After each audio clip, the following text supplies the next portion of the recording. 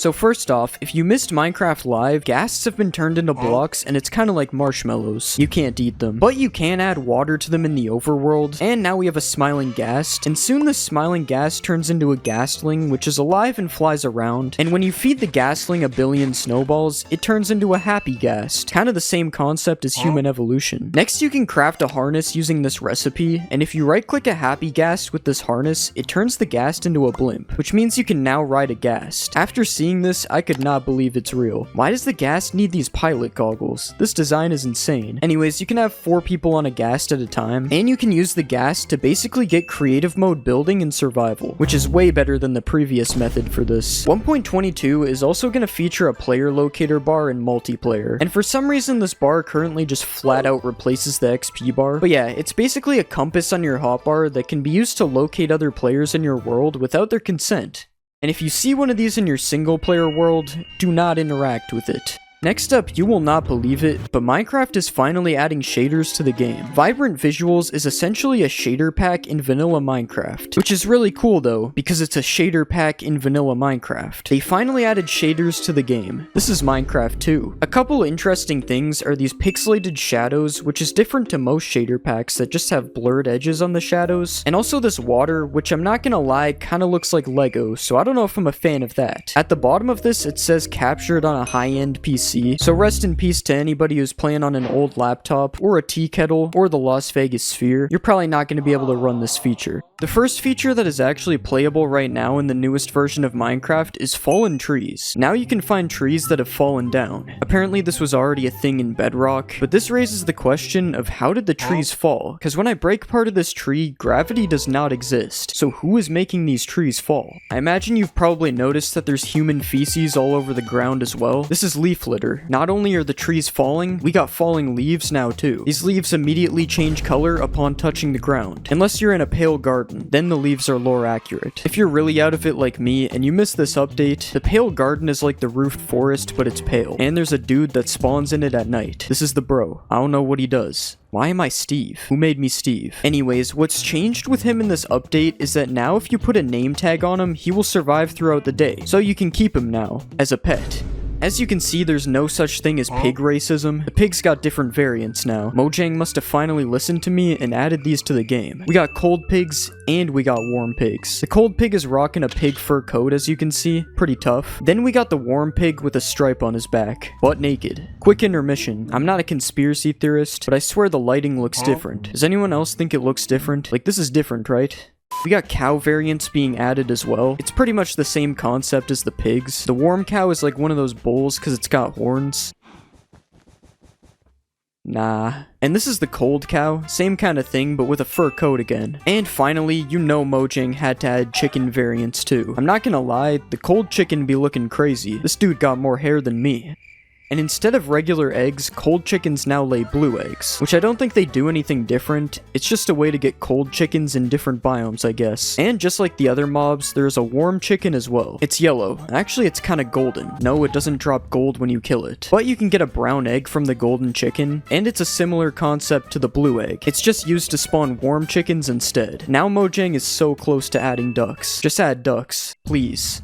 I have a couple things written down here from a month ago that have to do with sheep. New sheep, they're now upside down. Don't know what that means. I don't think it means anything. Sheep wool color changes based on the biome they are spawned in. So yeah, sheep are now color coded. I don't exactly know how this works, but it's on screen. As you can see, I was confused a month ago too. Sheep in deserts? Who the Fortnite spawn in sheep in deserts? But the most important change here is that the sheep's face now has wool on it. That's not what that's supposed to say. It's supposed to say that the sheep's face is now colored based on the color of the sheep's wool. You can also shear a sheep now, and the little wool spots left underneath are colored as well. That's all we have about sheep for now. The sheep man is in the next update. But now I'm going to share something interesting that I just found out myself. This might not even be a new feature. I don't know. But fish come in different sizes now. If you spawn a bunch of salmon, sometimes you get a big one and sometimes you get a small one. But if you kill them, you get the exact same amount of salmon no matter what size it is. This also works on cod. No, it doesn't. This also works on squids. There's baby squids now, which is awesome because, I mean, it's pretty cool. Not much to say about that. Did that squid just turn into a baby when I punched it? I don't even know, man. There isn't really much to say about a lot of these updates, like the lodestone now being made with an iron ingot instead of netherite, and it can be found in ruined portals. It was already found in bridge bastions though, so like who was even crafting it anyways? And I just said something about one of the updates, so I guess I was wrong. Beacon beams are wider now when you are far away. You can find bundles in villages. I didn't even know the bundle got added to the game. It was like a mythical feature that I thought would never be obtainable in survival. And camels can now spawn naturally in the desert. All those things are random and have nothing to do with each other. But other than camels, the desert actually has gotten quite a few updates. To start off, we can get flowers from a cactus now. It's called the cactus flower, and it can be used to make pink dye, or it can just be used as a decoration, like the new dry grass that is found all over the desert as well. Similar to leaf litter, I think this is just an ambient block. I don't think anything can be done with it. It's kind of like the dead bush, except this one doesn't drop sticks. It does come in different sizes though. I also have written down that there are scary sounds in the desert now. I think it's just this sound, which I can't even hear, so it's not really scary. There's new wolf sounds now as well. Wolves now have 1 of 7 random personalities. It's like pandas, except it's wolves. Your wolf can now be angry, big, that's big AF. Your wolf can be cute, your wolf can be grumpy, your wolf can be puglin, and finally your wolf can be sad. There's also still the regular old sounds as well. Big news for cows. Now they have an extruded nose instead of a flat nose. Same thing for mushrooms. Super big news. And you're also able to spawn them from these brand new cow-themed spawn eggs. Along with those eggs, every single spawn egg has been changed to match the mobs that they spawn. Some of my favorites here is the tadpole. That is not a tadpole. The villager. Kind of looks like Easter Island. And the hoglin. I mean, this isn't even an egg anymore. It's just a hoglin. There's also some new test blocks that are added in this update. We got the happy and sad test blocks. These look like a lot of people's skins. We got this one. It's got like a crosshair on it. This one, which has some kind of structure test inside of it. And this chat bubble one that does the same thing as all the other ones, except for the structure one. And what they do is, I really like that they can, it's super cool that they... Another new block is the wildflowers, which are like the pink petals from 1.21, except instead of being found in cherry biomes, these can be found on the ground in birch forests. They work exactly the same as pink petals. You can place 4 of them in one block like this. And you can also find firefly bushes now, which is a type of bush that houses fireflies inside of it, which are not currently a mob in the game. They're just pixels that are found hovering around these bushes. Supposedly you can also hear a buzzing sound when you go near a firefly bush. I am not hearing a buzzing sound though, so I don't know about this. If that wasn't enough ambience though, we also have an alternative to tall grass now, or short grass, as it's apparently called now. For me, both of these were always called tall grass, but I guess I can't do that anymore. Anyways, this is a bush, and it's different to short grass as it's more dense. That's really it. It's a bush, dude, I don't know. You want to visit the underground tunnels in Minecraft? We got the trial ruins, trial chambers. I keep getting them mixed up. This place adds a ton of new blocks and features, which we'll talk about later, and just like the underground tunnels, we got homeless people. I'm joking, by the way. No offense to the bog. A new mob that looks kind of like the Stray, but like Swamp Edition. I think it's a few updates too late. This skeleton variant spawns in swamps, and instead of normal arrows, it shoots poisonous arrows at you, which is exactly what we needed. Another mob that can poison you. Last year they gave us the big sniff man. Today we get the bog. Another mob being added is the armadillo. Last year's mob vote winner, allegedly. I still don't know how it even won. There was some voter fraud or something. The first thing you'll notice about the armadillo is that it's really scared of you. Yeah, whenever you get close to these guys, they just roll up into a ball. So the only way to actually get close to them is by crouching. They do make a really good soccer ball though if you don't. Now if you want to breed some armadillos, you have to give them some spider eyes. That's kind of a weird item for that, I guess, but whatever. And if you want to harvest some scoop from these guys, you can take a brush and rub them with it. I don't know how my man isn't bald yet. And with these scoots, you can craft dog armor using this recipe. Similar to real life, you can now dress up your poodle however you like. But of course in game, your dog actually gets some protection from it. Well, I don't know, maybe they are similar, because I wouldn't mess with this guy. You can combine dog armor with any dye to give your dogs all sorts of drip. And now we just need dog chains, dog watches, dog shoes. But this isn't the only update that dogs received, as you can now find different breeds of dogs depending on what biome you're in. You can get a rusty wolf in the jungle, a striped wolf in the badlands, snowy wolf in a grove biome, the ashen wolf in a snowy taiga, the woods wolf in the forest, a chestnut wolf in the old growth spruce taiga, and don't confuse that with the old growth pine taiga that has a black wolf. And finally we have the spotted wolf in the savannah, which kind of looks like all of the wolves mixed together. together. Kinda like how the new mob, the Breeze, looks like the Blaze. Because I think they're related or something. I don't know. They both drop rods when you kill them. But do you want to see something really stupid? Why aren't they both the same model in your hands? Anyways, the Breeze attacks you with some wind stuff, kinda like the Big Bad Wolf, and they are found in the trial chambers, you know, the structure from before. And if you put the Breeze Rod into a crafting slot, you can get these wind charges, which allow you to do these really cool rocket jumps. Yay. Another thing you can do with a Breeze Rod is combine it with a heavy core, and when you do that, you get a mace. Not to be confused with the stuff you spray, the mace is the newest weapon in Minecraft, and at 7 attack damage, swinging as fast as a sword, this weapon is basically just a diamond sword. That is, until you find out that the maze does more damage if you fall and then hit something with it. You've probably seen people one-shotting the warden with it, but if you haven't, here you go.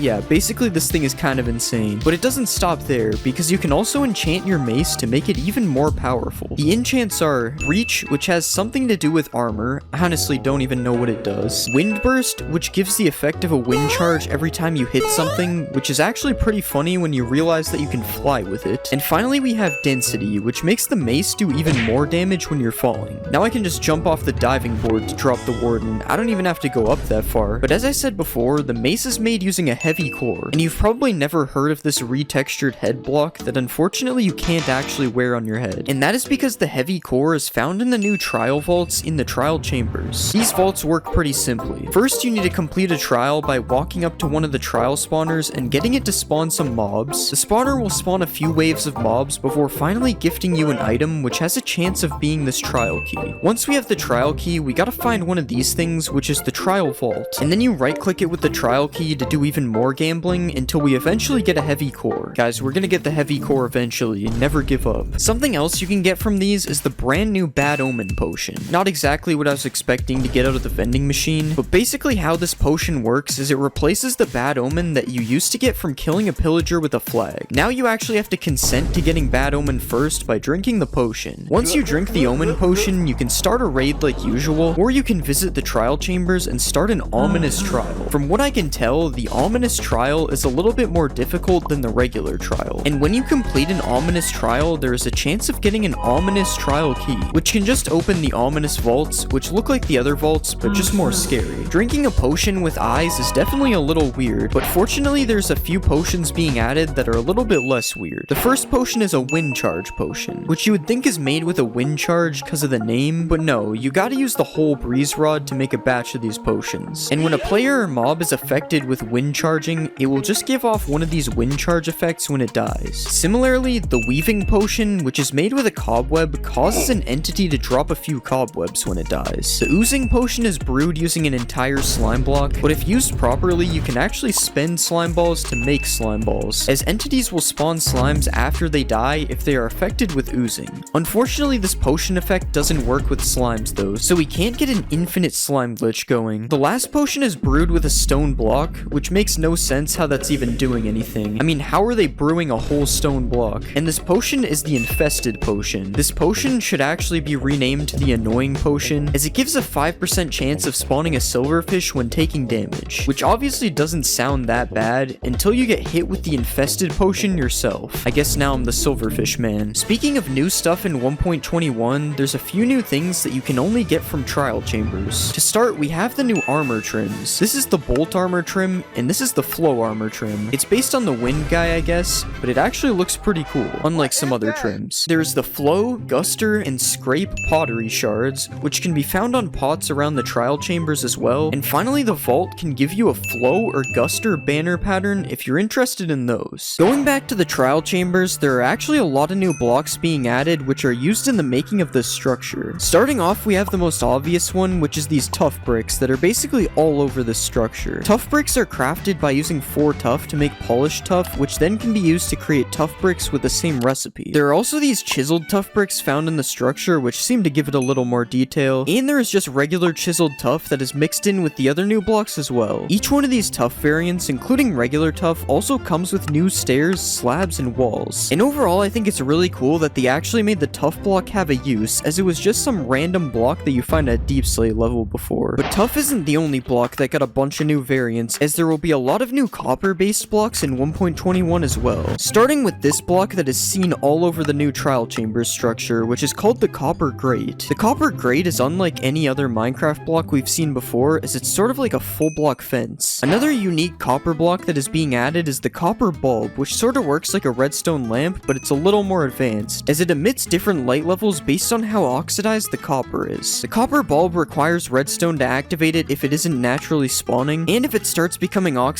you can right-click it with an axe to unoxidize it, which I'm pretty sure isn't a new feature, but I never knew it existed, so I'm putting it in here. There's also a new block called chiseled copper, which features this X pattern on it that looks super cool, and there are copper doors and trapdoors being added as well, which are the second type of metal doors to be in the game. The difference between iron doors and copper doors, though, is that you don't need redstone to open them. You can just right-click them like any other wooden door instead. There also seems to be a handle-looking thing that kind of looks like a key slot, and I think it would be cool if they made it so you can lock these doors with the new trial keys. If you play Minecraft, you probably know what a crafting table is, and if you don't, then I don't really know what you've been doing. But now you won't even have to use crafting tables anymore, because there is a new auto crafter coming in Minecraft 1.21. You need these items to craft the auto crafter, and once you've crafted this thing, you can right-click it and place items inside it similar to a regular crafting table. The only difference is that you also have to use redstone in order to complete the craft. You can't just take it out like a crafting table. The crafter only crafts one item at a time, meaning you have to spam it to get your items out, but this shouldn't be a problem if you're using it in some kind of redstone machine and not just pressing a button like this. Unfortunately, this is the only redstone I know how to do, so I won't be using the crafter. Another thing you can do is toggle the slots on and off, making it possible to automate recipes that don't take up the entire crafting area, and obviously you can use hoppers and droppers to fill this thing, because if you couldn't, it would kind of be useless.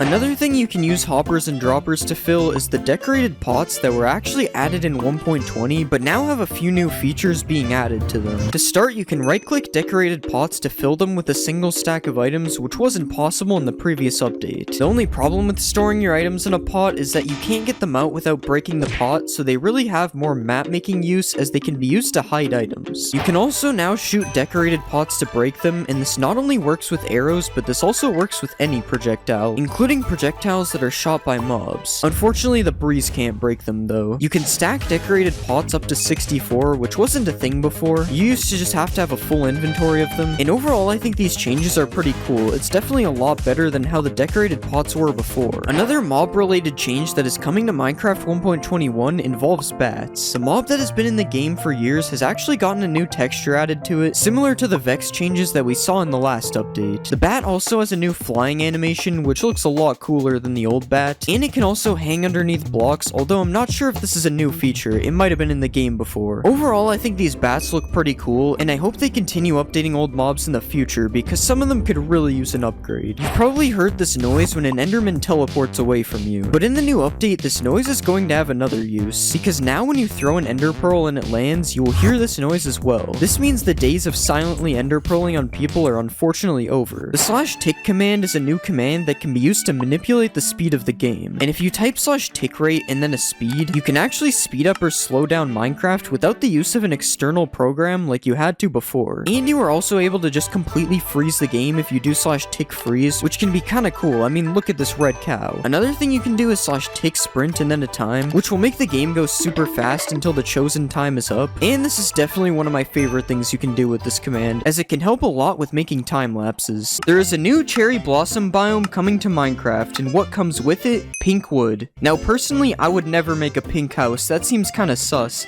I didn't put that. I don't know who did that. That's Photoshop. I got hacked. Pretty much every imaginable wood thing can be made out of cherry wood now, including a boat, and the boat actually looks kinda good. I'm not even gonna hate this time. This biome also adds cherry leaves and these pink petals, which I think is a flower. You can bone meal dupe it, so it probably is. Overall, I think this biome is pretty cool, and all it's really missing is some white water. Wait, why did that noise play? Now, pink wood is obviously crazy, but it's nothing compared to some of the next features. Currently, there are 5 mob heads in the game, but there is actually a 6th one coming in 1.20. In the 1.20 snapshots, a piglin head has been added to the game. Now, I'm not sure how you obtain one of these things. I hope you don't have to kill a piglin for one, because that seems kind of unethical, but you gotta do what you gotta do. You would think these piglin heads would allow you to blend in, but you still end up getting a 5-star wanted level, and I don't even blame them. I would be upset as well if someone walked in wearing my head. That isn't the only change related to mob heads that we will be seeing, though. though, and this next one is actually pretty cool.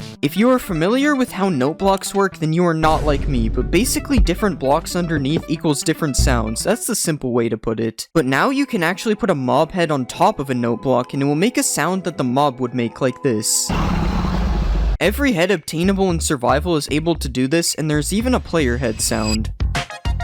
I'm just kidding, I just wanted to do that, I don't know why. One of the biggest features in this update is the new archaeology feature, and in order to do the archaeology, you need to use a brush on some suspicious sand. You can't actually get anything from it unless you find it naturally, and suspicious sand is only found in desert wells and desert pyramids. Depending on the structure though, you can find some pretty crazy loot. In desert pyramids, you can find a pottery shard, TNT, gunpowder, emeralds, and even diamonds. And in a desert well, you can also find pottery shards and emeralds, but you can also find a brick, sticks, or suspicious stew. Unfortunately, you can't find any dinosaur bones in either of these. Something you can find in both of them though is a sniffer egg, but more on that later. There are 4 different pottery shards you can find, and if you do find pottery shards, it can be used to craft a decorated pot. But wait, what is a decorated pot? That's what I said when I read this. I don't even know if this is a new feature. Well, basically you can craft a regular pot like this, but if you want some cool caveman scribes on the side, you can simply switch out any or all of the bricks for a pottery shard like this.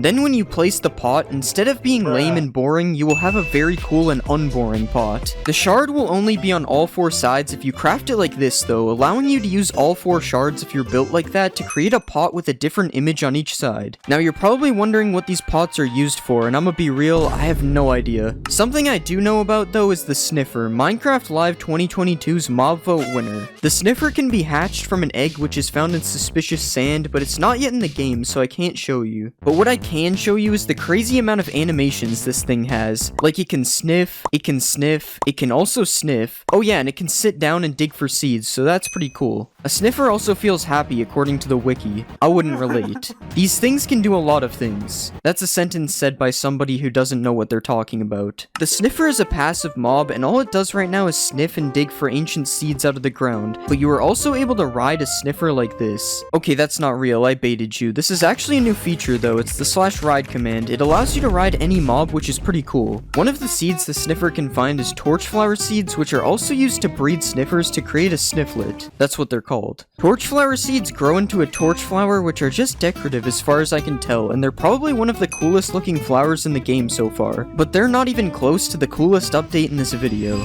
There is another new mob coming to Minecraft 1.20, and no, it's not the warden shark. I don't know why it would be. It's actually the camel, a brand new mob based on the real life camel. The camel is a passive mob which can be found in desert villages, only the villages, not the whole desert. Camels can be ridden with a saddle, but the most interesting part of this is that 2 players can actually ride a camel at the same time. A camel is also tall enough to protect you from all the hostile mobs in your world, is what the wiki says as I die on my camel. To be fair, I was standing still, it actually does a pretty good job of blocking damage. Camels can actually sit, which is kinda crazy, but they are also bred using cactuses, which is kinda interesting. Like, why does a cactus hurt me, but I can just hold it in my hand? Camels have a built-in chest which works just like a chest does on a horse, and it also has a built-in dash ability, which is kinda crazy. This got me feeling like I'm playing Fortnite. With all this information, camels seem pretty OP, but you know what else is OP? Netherite armor. Netherite is getting a huge change in 1.20. Now, instead of just putting diamond armor or tools and a netherite ingot in a smithing table, you have to get one of these netherite upgrade smithing templates to go with it.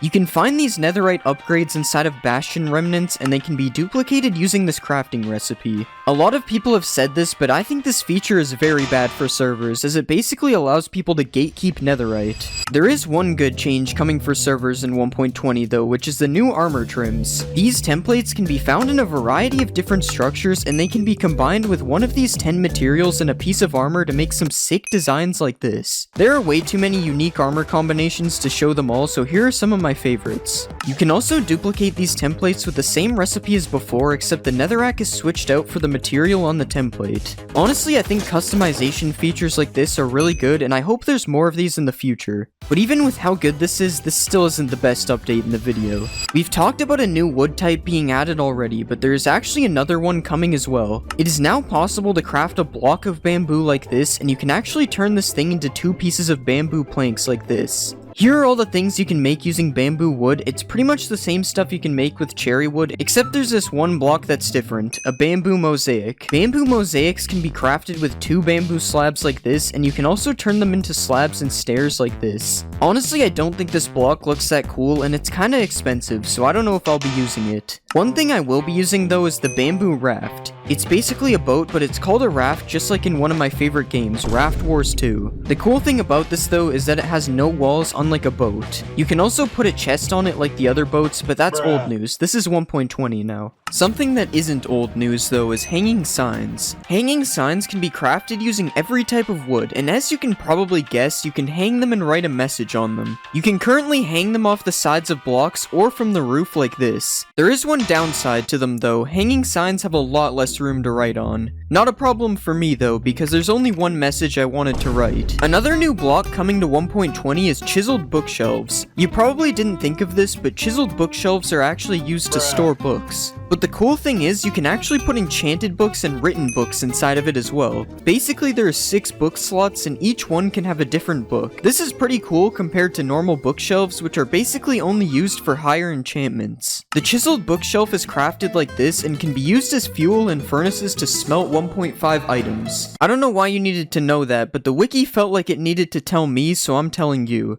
You can also use hoppers and droppers to fill and also remove books from these bookshelves, so you could actually create a pretty cool library using this. If you play a lot of creative mode, you might be happy or mad, I don't know which one you will be honestly, to see that the creative inventory sorting has been changed. The items and blocks are now sorted into these 10 categories. If you play creative, let me know if this is good or bad. Personally, I think it's an L. I'm struggling to find a lava bucket. You probably already know that suspicious sand is being added to the game, but there's actually another sus block being added as well. Minecraft 1.20 will be adding suspicious gravel, which makes sense because sand and gravel are the 2 original gravity blocks. We don't claim this, but the dragon egg is valid though. The suspicious sand can be found in ocean ruins and trail ruins, and speaking of trail ruins, what is that? Well, let's see, because I actually don't know, I haven't looked at it yet. Trail ruins are typically found near some kind of water source, and they spawn in jungles, birch forests, and taigas. No, not tigers, taigas. The wiki says they generate mostly underground, with only the tip above ground, which sounds pretty normal until you see the structure without anything around it. You can find suspicious gravel inside of these structures, and after brushing it, you can receive either common or rare loot. This is all the common loot, and this is the rare loot.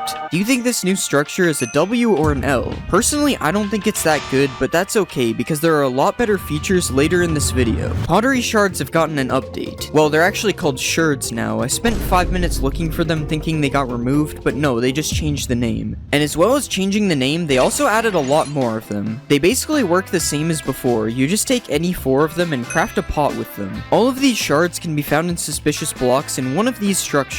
Desert Temple, Trail Ruins, Ocean Ruins, and Desert Wells. That's probably because these are the only places you can find suspicious blocks. Another thing that has been changed is a feature that was added in 1.19. The skulk sensor. Now I'm kinda stupid so I don't understand redstone, so I'm sorry if any of this is wrong. You can now use amethyst blocks to transmit the skulk signal to other skulk sensors. For example, if I place a skulk sensor in an amethyst block like this, and then I put another one 7 blocks away, the signal from the first one will make it to the other one, and it will keep going on for as long as you add them. That's not the only change though. A calibrated skulk sensor is being added as well. You can craft one of these like this, and basically what it does is filters which vibration frequency it detects through a redstone signal input. Yeah, I have no idea what that means. But this block is probably pretty important because Mumbo Jumbo made a video on it. It also looks kinda sus. A new music disc is being added in 1.20. There has always been a new music disc with every update, and this one can be found by brushing suspicious blocks inside of a trail ruin. I honestly haven't listened to the disc yet, but I'm playing it in the background of this part, so hopefully it sounds fire. Another new thing being added is actually a change to something that has been in the game for almost 10 years. The Desert Temple. Previously, there was only one hidden room in a desert temple that probably claimed your life the first time you ran into it. But now, if you enter a desert temple and go to the back, you will find some sand on the floor instead of sandstone. And if you dig out all the sand, you will find a room that looks like this. The purpose of this room was probably just to have a place for the suspicious sand to spawn, but it's still cool seeing something so old receive an update. Speaking of old things being changed, Mojang has made a few changes to potions. For some reason, they decided to change the color of a few of the potions, as you can see while scrolling this menu.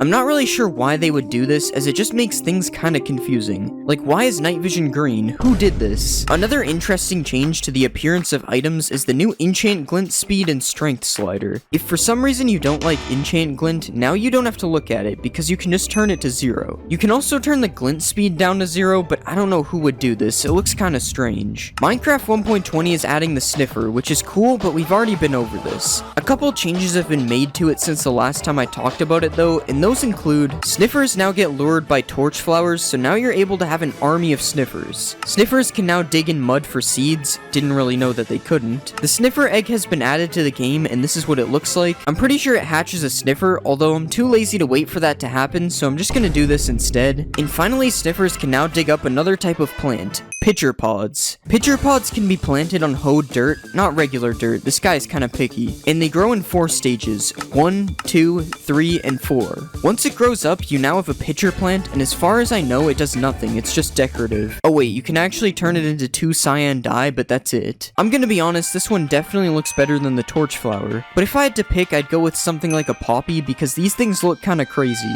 There are even more armor trims being added to 1.20. The razor, sharp, host, and wayfinder armor trims can all be found inside of the new trail ruin structure, but none of these things compare to the new armor trim found in the deep dark. Upon opening one of the chests in an ancient city, there is a 1% chance of getting the new silence armor trim. Now you might be thinking that it's not worth going through the effort to get an armor trim that only has a 1% chance of spawning in the most dangerous structure in Minecraft, but upon looking at the armor trim applied onto a full set of armor, this one is definitely worth it. Just look at this design. You can't even tell I'm wearing iron armor. Here's a screenshot of every combination you can make with this armor trim. Even the diamond on diamond looks amazing. Another amazing feature is the new display entities. With a single command, you are able to place a floating block wherever you want in your world. And what's even cooler about this is you're able to change the size and the rotation, meaning you can do some pretty insane things with this. You are also able to spawn some giant floating items in your world, and if you really want to be creative, you can place floating text in the sky as well. You probably thought it would say subscribe, didn't you? Another cool thing you can do with text is editing signs. Previously, if you made a spelling mistake on a sign, you would have to break it and start over again. But now you can spell as many things wrong as you want, because you can just right-click a sign and change the text without even having to break it. And that isn't the only cool change with signs though, and this one might be even cooler. Obviously, I just showed that you can right-click a sign and edit it, but if you right-click the other side of a sign, you are now able to write text on the back as well. So not only can you edit signs, but you can also write on both sides as well. Now all we're missing is the ability to draw things.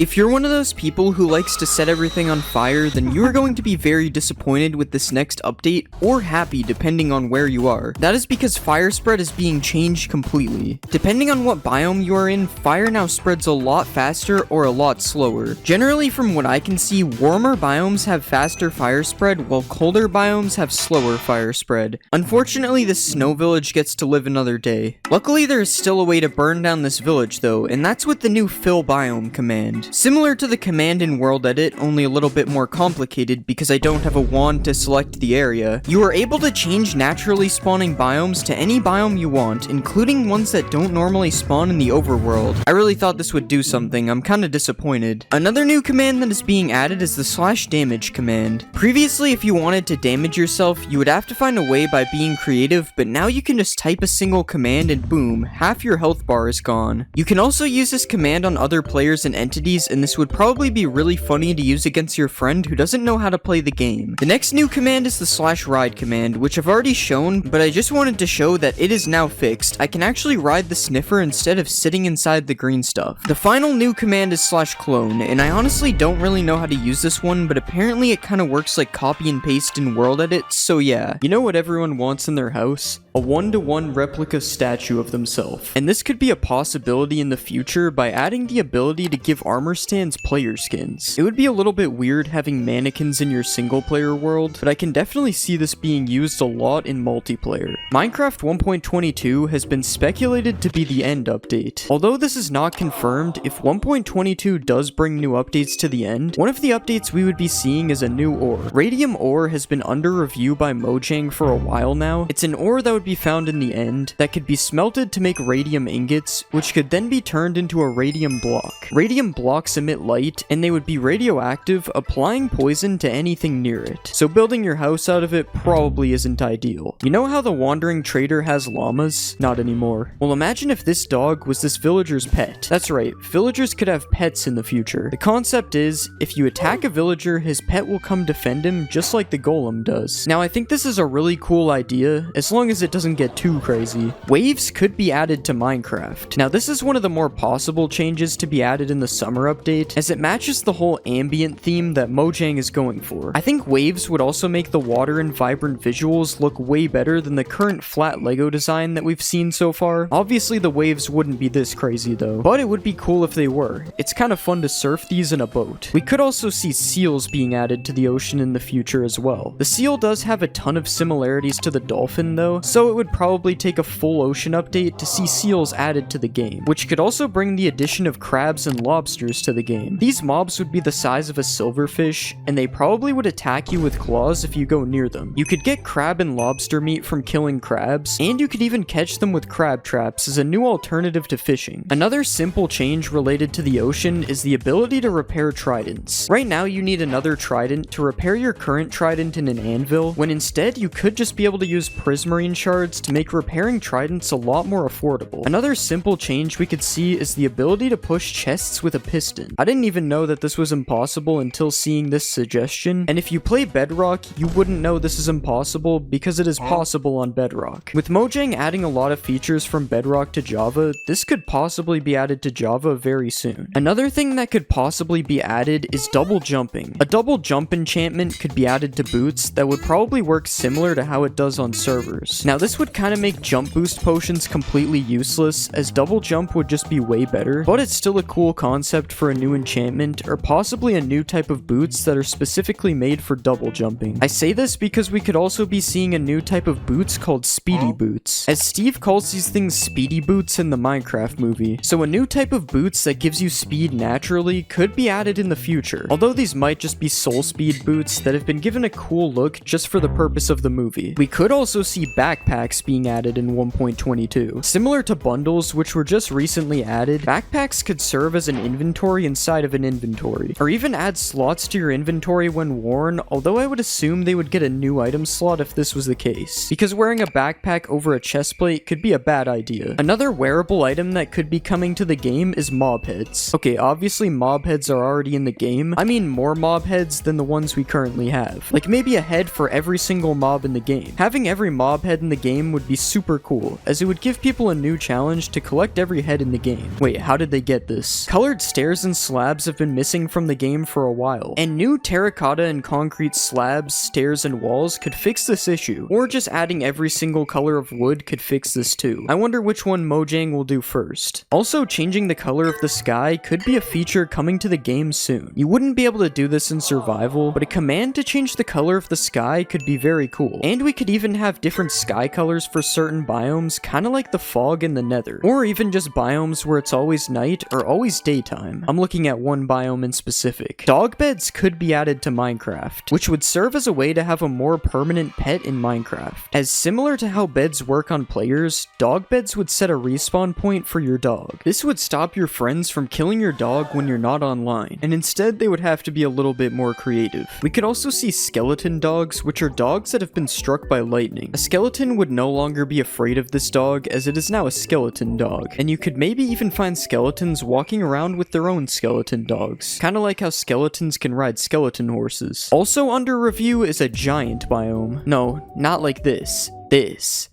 This guy wrote an entire essay about the giant biome, but pretty much it's a biome where everything is giant. I shrunk myself to give you an idea of how this would look. It's based off of the giant mob, where everything in the biome would be normal sized for the giant. The biome would be extremely rare, and the fights would be a lot more challenging as the bigger mobs would have more health, but because of this they would also drop more items. Imagine mining diamond ore in the giant biome, or a ruby, sapphire, and crystals in the new magic forest biome. I don't know know how this post is under review. But this biome is a similar concept to the giant biome. It has giant trees, flowers, mushroom houses, and there's a new mob that would be the opposite of giant, the fairy. This kind of reminds me of the Twilight Forest mod, and it would be cool to get a biome with magic. Just please don't add spells. Spells get way too confusing. Another mod that could come to Minecraft is the Aether mod, but not really. The Skylands dimension is under review though. Based on the old Floating Islands world type, you would build a portal kind of like a nether portal that could take you to a new dimension that possibly has a new boss. Obviously I'm using the Aether for reference because the concept is very similar. The only difference here is that if you fall in the void in the Skylands, you get teleported down to the overworld. You don't just die.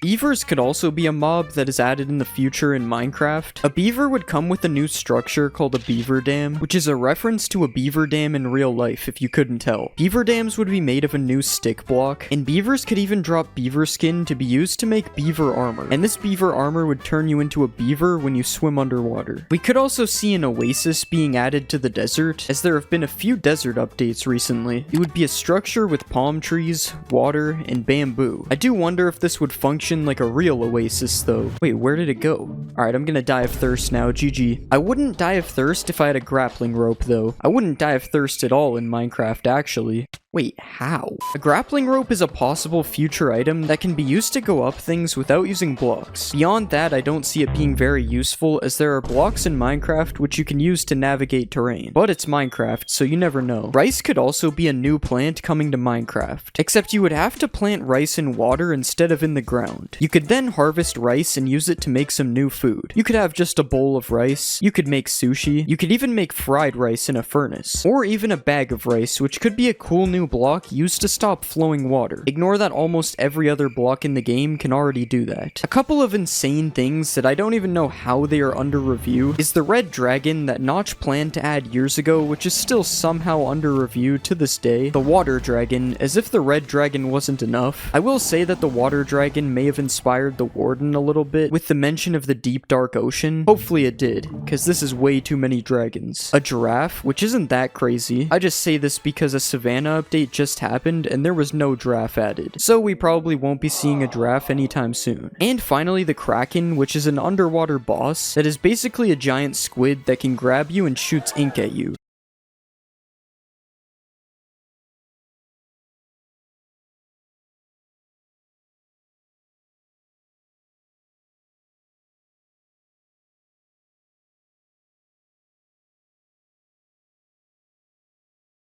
Punching a pufferfish in Bedrock makes it puff up, but in Java it does nothing. Punching a pufferfish should really make your hand puff up because of the swelling. It would hurt. In Java, if you fall in the void in creative mode, you die. Bro really died in creative mode. But in Bedrock, if you fall in the void, you can just walk on the void. This is just solid ground. You can also get this warning message for building down here in Bedrock. Java doesn't need to warn you though. It expects you to know this. In Bedrock, dyeing the water in cauldrons is an option, and it's what you use to dye leather armor, instead of crafting dyed leather armor like you do in Java. If you want to dye your Enderman, unfortunately it will just teleport away on Bedrock, but dyeing your Enderman on Java would be possible if you could put dye in cauldrons. But do not worry, because while Bedrock doesn't allow you to dye Enderman, you can dye shulkers in Bedrock. Kind of the same concept as giving your dog a tattoo. You can just permanently change the color of a shulker while it's still alive. Also, if you play Bedrock and you really hate shulkers, you can just shove a chest inside of a shulker using a piston. Now you are just using your dyed shulker as a decoration on top of your chest. Java Edition unfortunately cares about shulkers, and you have to find different ways to harm them instead. You might have noticed I placed a lever on the side of a piston. You can't do this on Java without breaking it off. But Java might have destructible levers, but you can't destroy rails on Java. Not like that. You can't destroy rails with water on Java, but you can on Bedrock. Dogs in Bedrock can eat fish, but dogs on Java hate fish and only eat the finest of cuisine. And you are actually able to damage your vision by looking at the sun in Bedrock. This is why eye tests are available in Bedrock, and you can even get glasses for your player. Now I'm gonna show you some features that are only in Bedrock, but will probably be added to Java soon. In Bedrock, leaves change color when it's snowing. In Bedrock, you can find vines growing randomly on any type of tree. freeze. Water has different colors in Bedrock depending on the biome you are in. You can even get red water in the Nether, the most useful thing I've seen so far. And that's it. That's the only things from my list that I can see getting added to Java. In Java Edition, if you blow a mob up that can drop a head with a charged creeper, it will drop the head 100% of the time. But this only works with one mob at a time, but on Bedrock, you can blow up multiple mobs and get all of their heads at once. If you ever wanted to ride a boat through a wall, unfortunately that's not going to happen on Java Edition, but you can place some slabs at the bottom of a wall like this, and then boat through it just fine on Bedrock. In Bedrock, you can give items to armor stands. Originally, I thought you could do this on Java. I was disappointed to find out that you can't. And you can also name an armor stand dinner bone to turn it upside down on Bedrock. I'm starting to think Bedrock may actually be better, which is why I will showcase the difference between bridging on Bedrock and Java. This has just never made any sense to me how this is possible on Bedrock. It feels like something out of a Roblox game. In Bedrock, you can ride a skeleton horse without a saddle. You can't even ride a skeleton horse at all on Java. I really thought you could. There is still a Farlands in Bedrock 17 million blocks out. It works a little differently than the Java Farlands that was removed. This one is even more glitchy. Bedrock has a zoom out animation when you die, while on Java you just die. There's no animation. And on Bedrock, a baby villager's head is massive. Baby villagers must be a lot dumber on Java. The wither on Bedrock is actually a lot more powerful than it is on Java. That is because the Bedrock wither has double the HP, and it glows white when it's spawned. The white doesn't make it any more OP. If you ever wanted to waterboard a phantom, you will be sad to find out that phantoms don't take water damage on Java. But if you play Bedrock, I have good news. Phantoms can actually drown on Bedrock. You can also light yourself on fire in Bedrock, and then use it to light candles and campfires with your body. Java doesn't have this option though. And Java also doesn't have the option to light these things using a fire aspect book like Bedrock does. But something Java does have that Bedrock doesn't is furnace minecarts. Yeah, this item just doesn't exist on Bedrock. If you get a regular minecart on Bedrock and put an iron golem in it, you can see that it works. But on Java, an iron golem is a little too big for a minecart. You also gotta make sure that your iron golem doesn't get trapped inside of the rails, as mobs on Java do not walk over rails. Java really just has superior rails, I guess. These things can block off mobs and restrict water. Bedrock has the superior leads though, as you can attach leads to entities like boats, which isn't a thing on Java. And they also just look super cool compared to the ones on Java. Leads can also be attached to walls on Bedrock, but this only works on fences in Java. And you may also notice that the wall item itself looks different on Bedrock than it does on Java. This is because...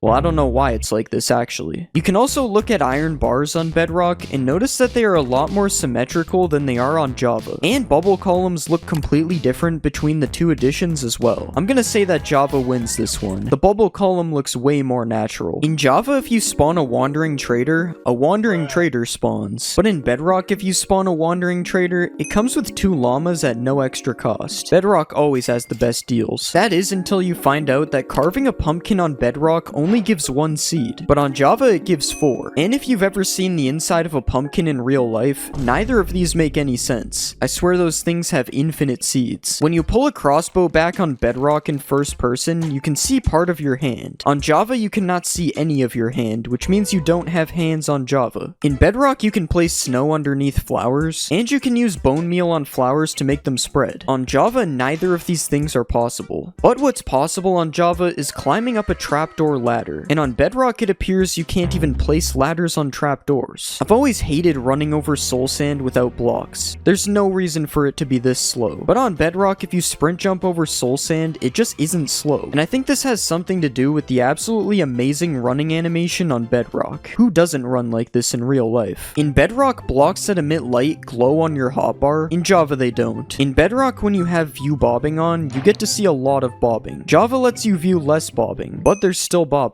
Shift-clicking blocks in your inventory has an animation on Bedrock. There is no animation for this on Java. In Bedrock, scaffolding looks different in your inventory than it does on Java, and holding an item in Bedrock is slightly angled, but in Java it's perfectly straight. You might be inclined to go for a swim while wearing an elytra, and unfortunately in Bedrock, your elytra will deactivate if you go into water. But on Java, it actually remains activated, for whatever reason. Now that you're underwater though, you can grow some coral with bone meal, but only in a warm ocean ocean on Java, although this works in every biome on Bedrock. After that, you can steal some aquatic mobs and experiment on them by giving them water breathing. In Bedrock, they will survive on land with water breathing, and on Java, they will do the opposite of that. You might have also bucketed an axolotl while you were in the water, and this is what the name of your axolotl will look like on Java, and this is what the name looks like on Bedrock. They got bro's whole government name, social security number, address. If you prefer setting mobs on fire rather than suffocating them, mobs turn orange and red while on fire in Bedrock, but they only blink red in Java. You can also place a bunch of mobs in a small area in Java to start killing them, but on Bedrock they just won't die. You can create a cannon with mobs on Bedrock though, so they both have their positives and negatives. Similar to the detailed axolotl bucket, switching to an enchanted item on Bedrock will actually show you all the enchantments. On Java, however, you actually have to hover over it in your inventory to see what enchantments they have. In Bedrock, books display 2 pages at a time instead of just 1 on Java Edition, and if you write anything offensive in your book on Bedrock, it will become censored. This can also happen on signs, renaming items, pretty much everything where you can type.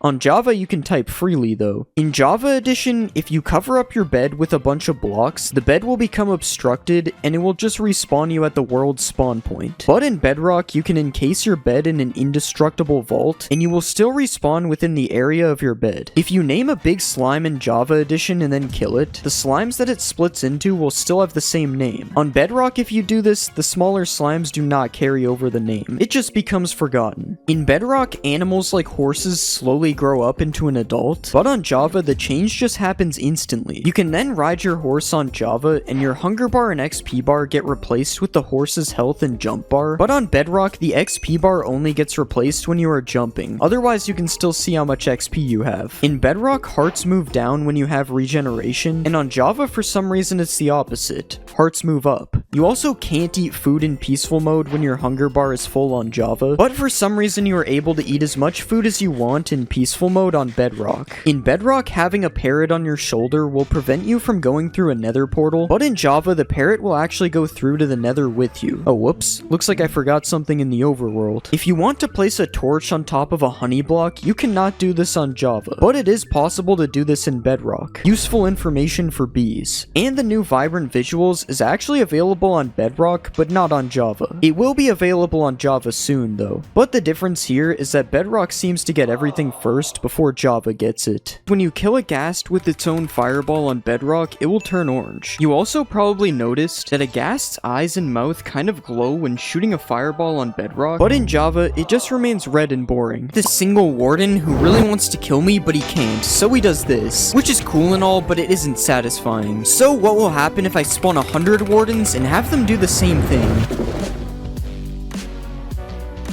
Oh my god, I'm pretty sure I went so high that it bounced me. And sure, that was satisfying, but not as satisfying as cutting down bamboo in this bamboo-only world, which I actually can't stop doing. And what's even more insane is watching this from above, just like covering the entire world in Skulk, which you can do with the help of a couple million Ravagers and a Skulk Catalyst. And now we wait as the entire world turns into Skulk. Wait, I wonder what would happen if I added even more of these. Okay, I think I broke it. There's a literal Ravager fountain coming from the sky. Oh my god. This is a chest full of random materials, which if placed a bunch of times like this, you can break all the chests and watch all the items fall out, which looks pretty nice. But the best part of this isn't the items falling, it's picking them up, which sounds super satisfying.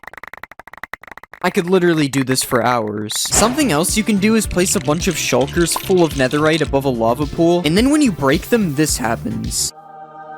And if you use a command block to place an infinite block like this, and then you use another command block to give yourself a 1 durability pickaxe every tick, you can infinitely break pickaxes, which makes this very satisfying sound. Uh-oh, I think I'm sick. I'm throwing up pickaxes. This is working quicksand in Minecraft, which can be made using this secret formula. First, you place some soul sand on the bottom, then you place some water above, and then you place some cobwebs on top of all that, and after that, you need to just place some sand on top that's ready to be dropped in. And now you can drop the sand sand and watch it all fall into place, which is pretty satisfying. After that, you have a working quicksand that you can't escape. But that's not the most satisfying part. If you remove the cobwebs like this, and then drop some more sand on the top, you can make this really cool bubbling effect, which looks like it doesn't even belong in the game. This effect can also be used in a square like this, which looks pretty nice, especially when all the sand and gravel breaks at the end. Or you can drop a line of sand and gravel like this, which kind of looks like a worm when it first drops. Another thing I found that looks pretty cool is this concrete powder turning to concrete like this, and I also tried it in a line, which looks pretty nice as well. This is a village that has a massive amount of dripstone above it, which is already kind of cool to look at, and I'm going to be dropping the dripstone on the village using this machine here. Oh my god, I think my PC is going to explode. Hopefully it looks good on replay, because I literally can't see anything. Okay, somehow we actually had a couple of survivors this time, but I'm going to add a layer of anvils, sand, and gravel to drop on the village as well. And now let's spawn Timothy.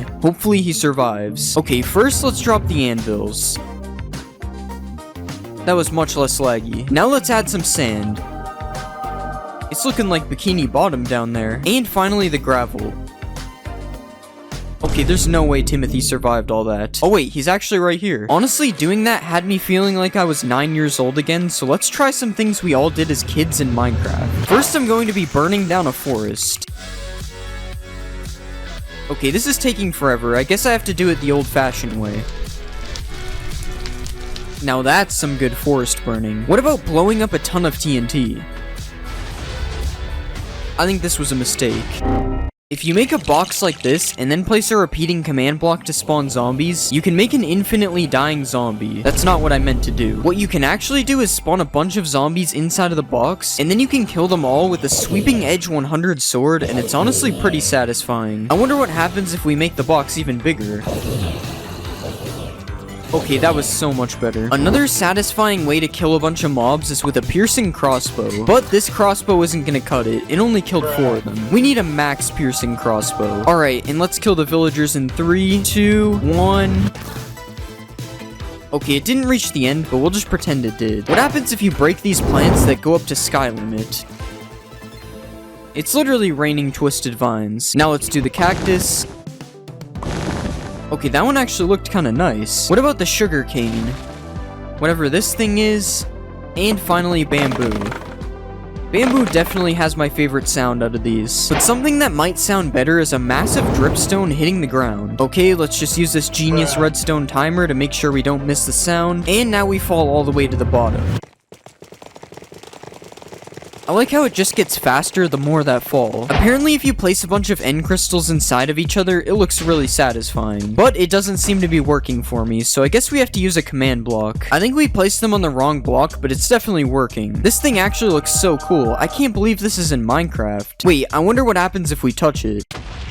For this next one, let's build a giant cactus farm. And yeah, that's pretty much it. Just watching them pop up all over the place is really satisfying. Another satisfying thing we can do is place skulk sensors in a row like this, and then we can fill all the empty slots up with TNT. And now finally, if we drop an item on it, it makes this really cool pulsing effect.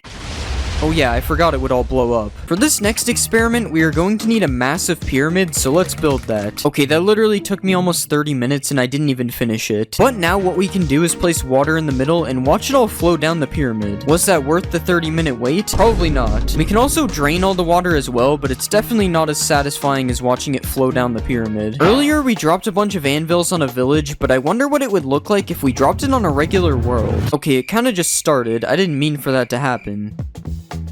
But yeah, that was still pretty cool. Now let's take a break from experiments and check out some of the most satisfying maps in Minecraft. These are 7 colored rings made by Bosca Winks, and when you fly through them one after another, it's actually really cool to look at. Just like this massive spiral made by Amy Oak, which looks especially cool if you fly through it with an elytra like this. This is an island in the shape of a Mobius strip that was also made by Amy Oak, which I honestly have no idea how it works, but it's definitely really satisfying to look at. And another thing that I don't understand is this Penrose triangle made by Aliscata, which also looks really cool from far away. Wait, I wonder what will happen if I turn it to sand. These next 3 builds were made by Adamax EP, and these are more like illusions, but they are still really satisfying to look at, especially this one, which will probably make you dizzy if you spin fast enough. If you put a Jeb name tag on a sheep, it makes it rainbow. So I wonder what will happen if I make a big pit and fill it with Jeb sheep. This is pretty normal. I see this every day in survival. Okay, now this is insane. You can barely even tell that there are sheep in the hole. Next, let's create a sand-only world and see what happens. Oh wait, I have to break the block first.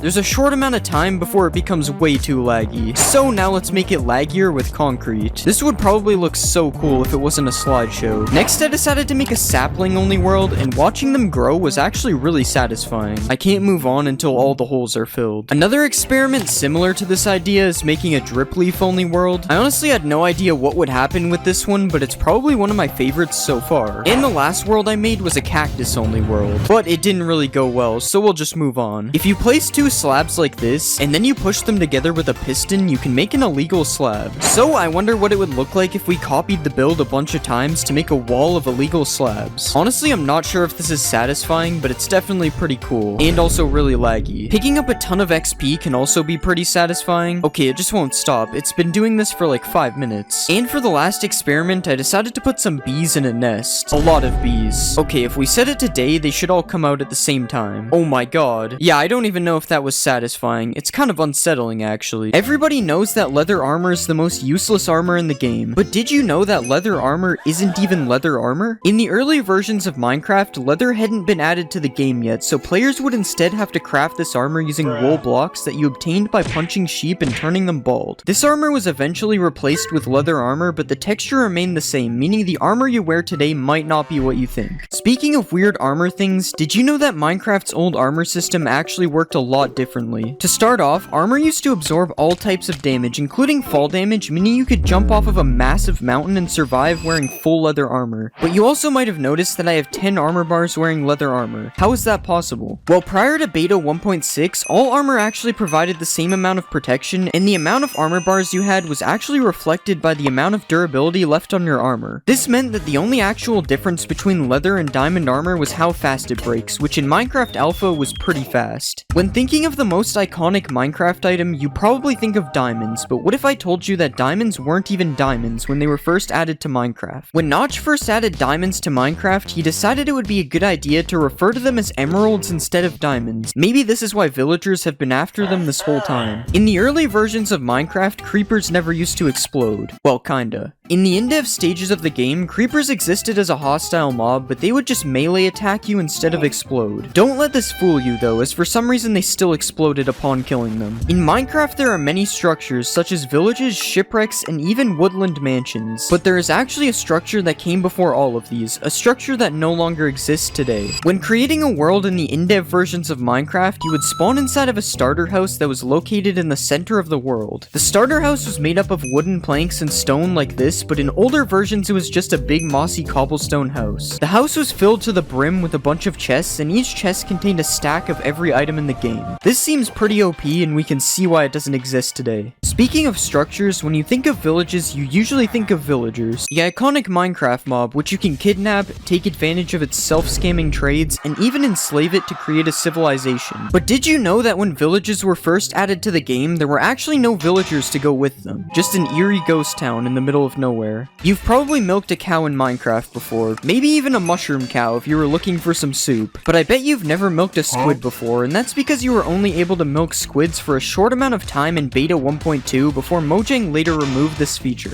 Why could you milk a squid in the first place? That I have no idea. One of the most cursed things in Minecraft is placing water in the nether, which is made completely impossible by having it instantly evaporate upon being placed. This wasn't always the case though, because in earlier versions of Minecraft you could actually place ice in the nether, and then when it melted it would cause water to flow out like normal. You better keep this information out of the hands of the wrong people though, or you might end up with an ocean in the nether. Minecraft's blocks have seen major updates over the years, but there are some things about these blocks that used to be completely different. To start, chests used to take up an entire block, causing you to actually be able to use them as a building block, and it didn't look that bad. Furnaces used to have a stone layer on top instead of the cobblestone that we see today, and climbing ladders used to require only one ladder every 2 blocks blocks instead of a straight line. But did you know that a secret slab used to exist in the game? In the really early versions of Minecraft, Notch added the dirt slab to the game, which was supposed to help make the mountains look more natural. But as you can see, it didn't really work. Most people think that crying obsidian was added in the Nether update, but crying obsidian was actually seen in the game's files all the way back in beta 1.3. But instead of looking like this, it looked like this. I can see where the crying in the name comes from now. In beta 1.4, locked chests were added all around the map as an April Fool's update. Upon clicking on these chests, you would just be given a prompt telling you that you need to buy a Steve Co. supply crate key to open the chest, which was obviously a joke. These chests would end up getting removed from the world generation in the next update. I guess we'll never know what was really inside of these chests. Do you think Minecraft brewing is confusing now? Well, it's nothing compared to Minecraft's original brewing system. In beta 1.9 pre-release 2, cauldrons were added to the game and their original use was to brew potions. All you had to do was click a water-filled cauldron with a potion ingredient, and then you could retrieve the potion using a glass bottle. Seems pretty easy, right? That is until I tell you there were 30 different potions in the game, all with confusing names. That brewing system was crazy, but not as crazy as time travel being added to Minecraft. In the beta 1.8 pre-release, Mojang added the ability to build a time machine in survival Minecraft. Well, you don't actually need a time machine, you just need to press F6 to go back in time and F7 to go forwards in time. I wonder if Minecraft will ever have a 4D version in the future. In Snapshot 15W14A, another April Fool's update, attacking mobs is completely disabled and the only way to progress is by left-clicking mobs to increase your hearts, which was also known as the love meter. This update added a bunch of mobs that were never seen again, such as the love golem, the pink wither, and even the smiling creeper, which upon exploding actually gives you flowers instead of killing you. None of this was as weird as the way you beat this update though, which is by gaining a certain amount of hearts and then completing a Minecraft-themed game of Minesweeper. I think from now on I'll just stick to playing regular Minecraft. Regular Minecraft isn't always so regular though, as the original method of respawning the Ender Dragon was added in Snapshot 15W31A. In this snapshot, you could respawn the Ender Dragon simply by building a creeper's face out of clay inside of the end. And no, I'm literally not joking, this one is real. Also in beta 1.9 pre-release 3, you could locate the stronghold based on these massive glass pillars that came out of the ground, and upon entering the portal room, you might notice something a little different about the end portal. That end portal was not nearly as different as the original Endermen though. When Endermen were first added to the game, they actually had green eyes, and upon attacking them, they would make zombie sounds instead of the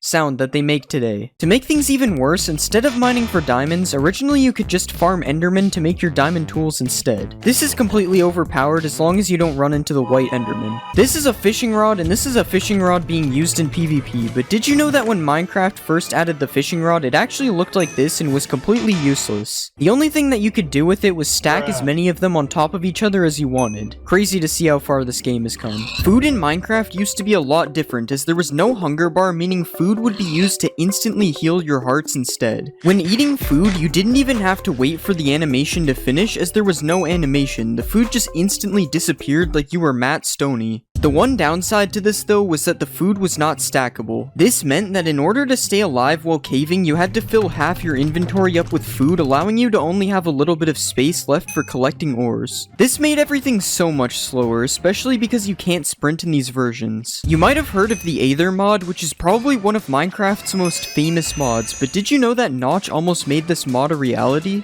In beta 1.6, a sky dimension was added to the game and could be accessed using mods. Notch said that this dimension could have been a dream world where the player would have a random chance of being teleported to while sleeping in the game. Unfortunately, this dimension was never added to Minecraft, and instead this concept was later turned into the end. Speaking of sleeping in Minecraft used to be really annoying. In older versions of Minecraft, when trying to sleep in an area that was accessible by mobs, the game would wake you up every time a hostile mob was standing near you, even if you were separated by a wall. This made sleeping basically impossible unless you had a nuclear fallout shelter to sleep in. We've talked about some of the things added for April Fool's updates already in this video, but one of the most interesting April Fool's updates was 1.rv-pre1. Kind of a weird update name in itself. In this update, a few items were added, such as the ankle monitor, 3D glasses, and even a smartwatch. They even added a USB charging block, which could be used in the exact same way that a redstone block is used today. Now, obviously all of these items were added as a joke, but it would be kind of funny to put somebody on house arrest in your Minecraft world. This is chiseled copper, and because of this cool X design on the sides of the block, it actually makes a really nice crate if placed with some other crate looking things. And if you place these blocks in a 2x2 like this, and then place signs all around the sides, you can make an even bigger and better looking crate. You can also mix in some of the brand new copper trapdoors on the side of the crates, and you can even change the middle block to make some empty looking crates. Or we can just remove the block in the middle completely, and we get a cool little animal house. I promise I'm gonna let him out, guys. If you want to make a more humane pet house, you can place some trapdoors like this, add some carpets on the bottom, and then put the new heavy core in the front, which kind of looks like a food bowl. And if you want some more food for your pet, you can place a chiseled copper like this and put a sea pickle on the top, and it kind of looks like a melon or something. We should probably just stick to the actual melon though. I don't know if I cooked with this one. You can place some copper trapdoors on top of campfires like this to make a cool looking stove, and now we can cook the melon if we want. And if you want to make a chair to sit down and have a meal, here's one chair design using the new trapdoors, and here's another. This chair is a little bit goofy. In real life, it would be like 3 meters tall. Another new block coming in 1.21 is the crafter, which surprisingly has a lot of different building use. To start, you can make a stove by placing the crafter on top of some campfires, and then adding a few more kitchen details like this. And you can also use a crafter as cabinets if you place it facing this way instead. Who knew the crafter was the ultimate kitchen block? The bottom of the crafter can also be used as a roof, so I guess that makes it the third time it's used in this kitchen. And if you place it on the ground, it kind of looks like some kind of mat that is meant to keep the floor clean. Might as well just build the whole house out of crafters at this point. More household items that can be built with a crafter is this PC where the crafter is used as a monitor, or you can go all out and build a flat screen TV using 2 different angles of the crafter like this. Don't mind me, just sitting on my crafter couch watching my crafter TV. You can also place a crafter like this and then put a few seats around it to create an actual functioning game of tic-tac-toe. Okay, how am I losing to myself? And if you want to protect your house from intruders, you can use the crafter as a keypad like this. If you place a tough wall with a trapdoor on each side, and then add a crafter on top, and place a few more details like this, you can make a telephone booth looking thing like this. And if you look at this side of the crafter, it kind of looks like a face, which means you're actually able to build the crafter man like this. Now I know why we installed the security on the first door. This guy's not messing around. Coming up next, we have a few build hacks that are pretty tough.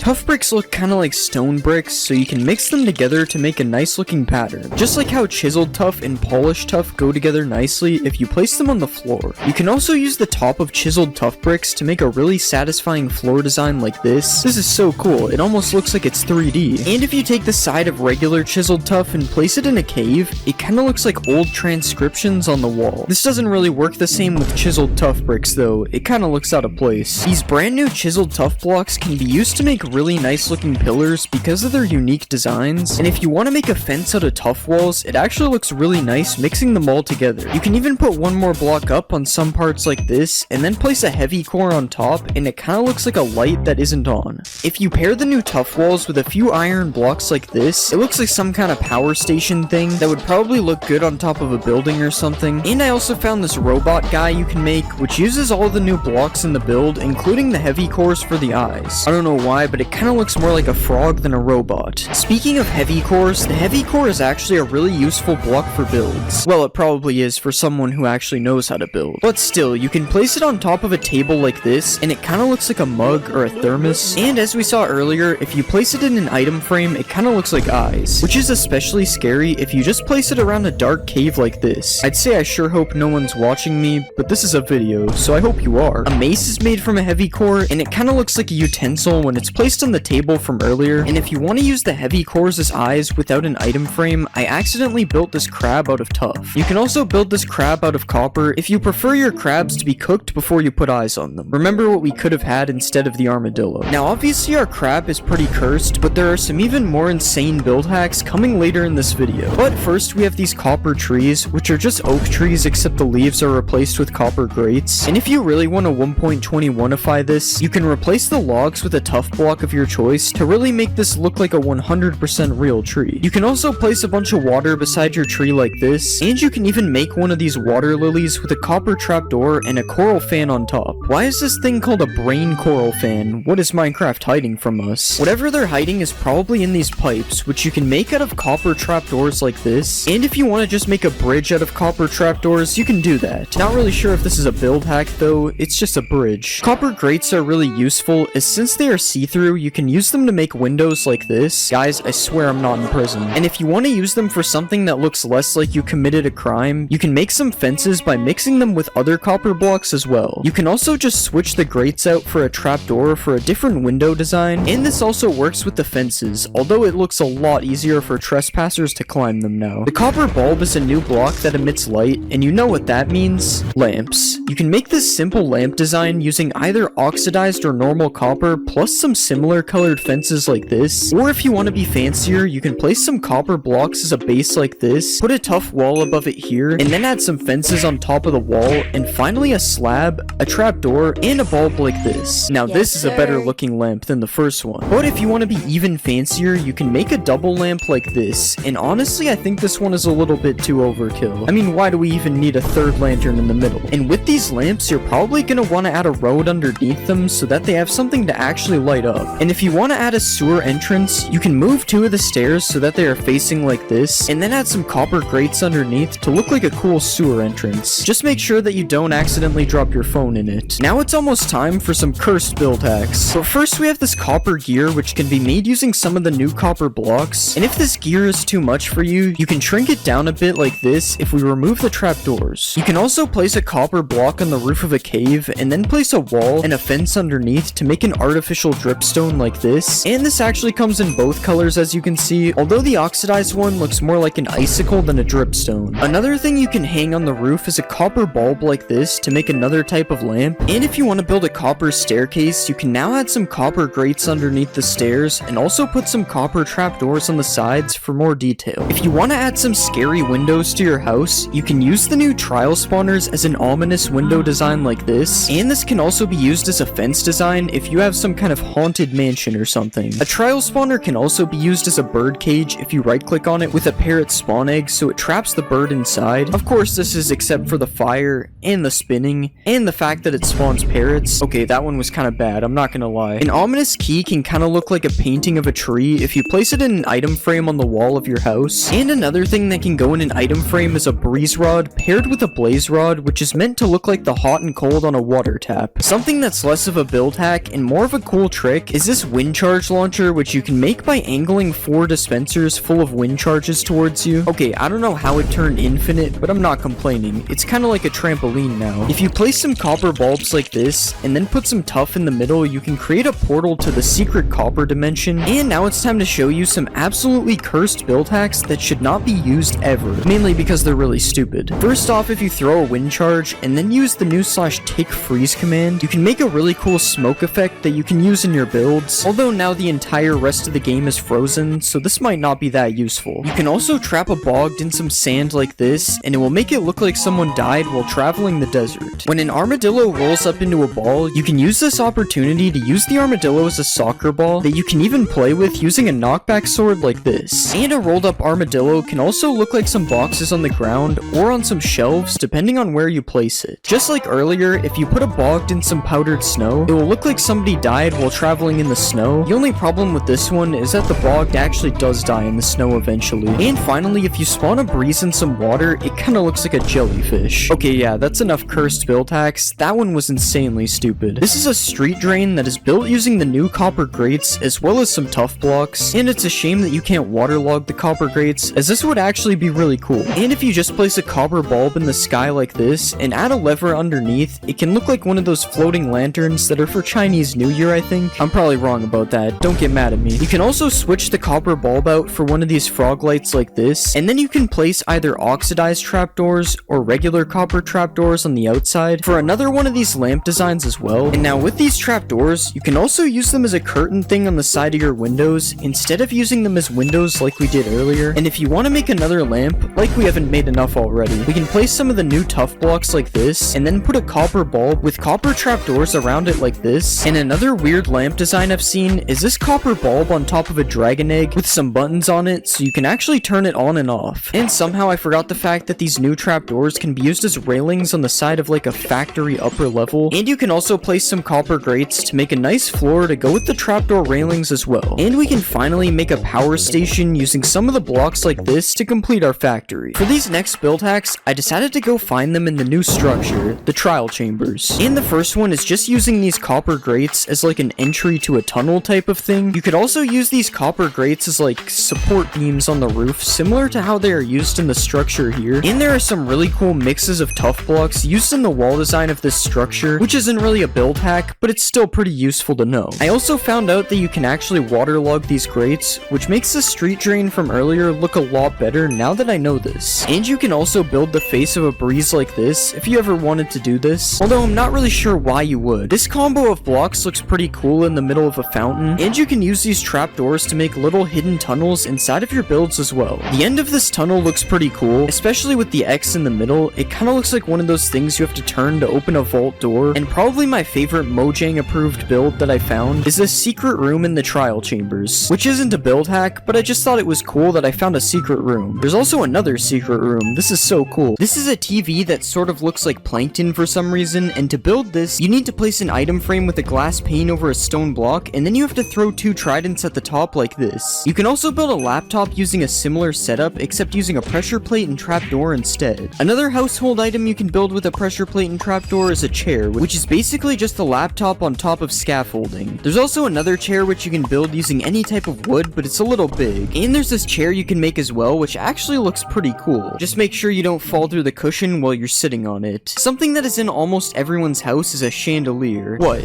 You don't have one? Okay, maybe it's not this fancy, but I'm sure everyone has a small chandelier that can be built like this with signs all around the outside of it. It's more like a lamp, I'm pretty sure, but calling it a chandelier makes it seem fancy. If you want to build a kitchen, you'll probably need a fridge, and luckily you can build one using quartz, some item frames with this slab in it, and some banners. And if you even want to take this a step further, you can place a dispenser behind the banner and then put some food in it so it's more realistic. Speaking of food, you can use a waterlogged slab to make pasta like this, and you can also use a dispenser to place some armor stands inside of a slab and make a tiny grill cooking meat like this. If you eat too much food, you're gonna want to use the bathroom, and luckily you can make a toilet by placing a diamond helmet as water under a stair like this. And after using the bathroom, you might want to light some scented candles, which you can make really long by placing an end rod underneath. Finally, you can make a garbage bin that actually works by placing a bunch of paintings around a cactus. And if for some reason you want a large clock in your house, you can build one by placing some slabs on the side, a slab and sign like this, a block with an item frame on top, and then a bell in the middle.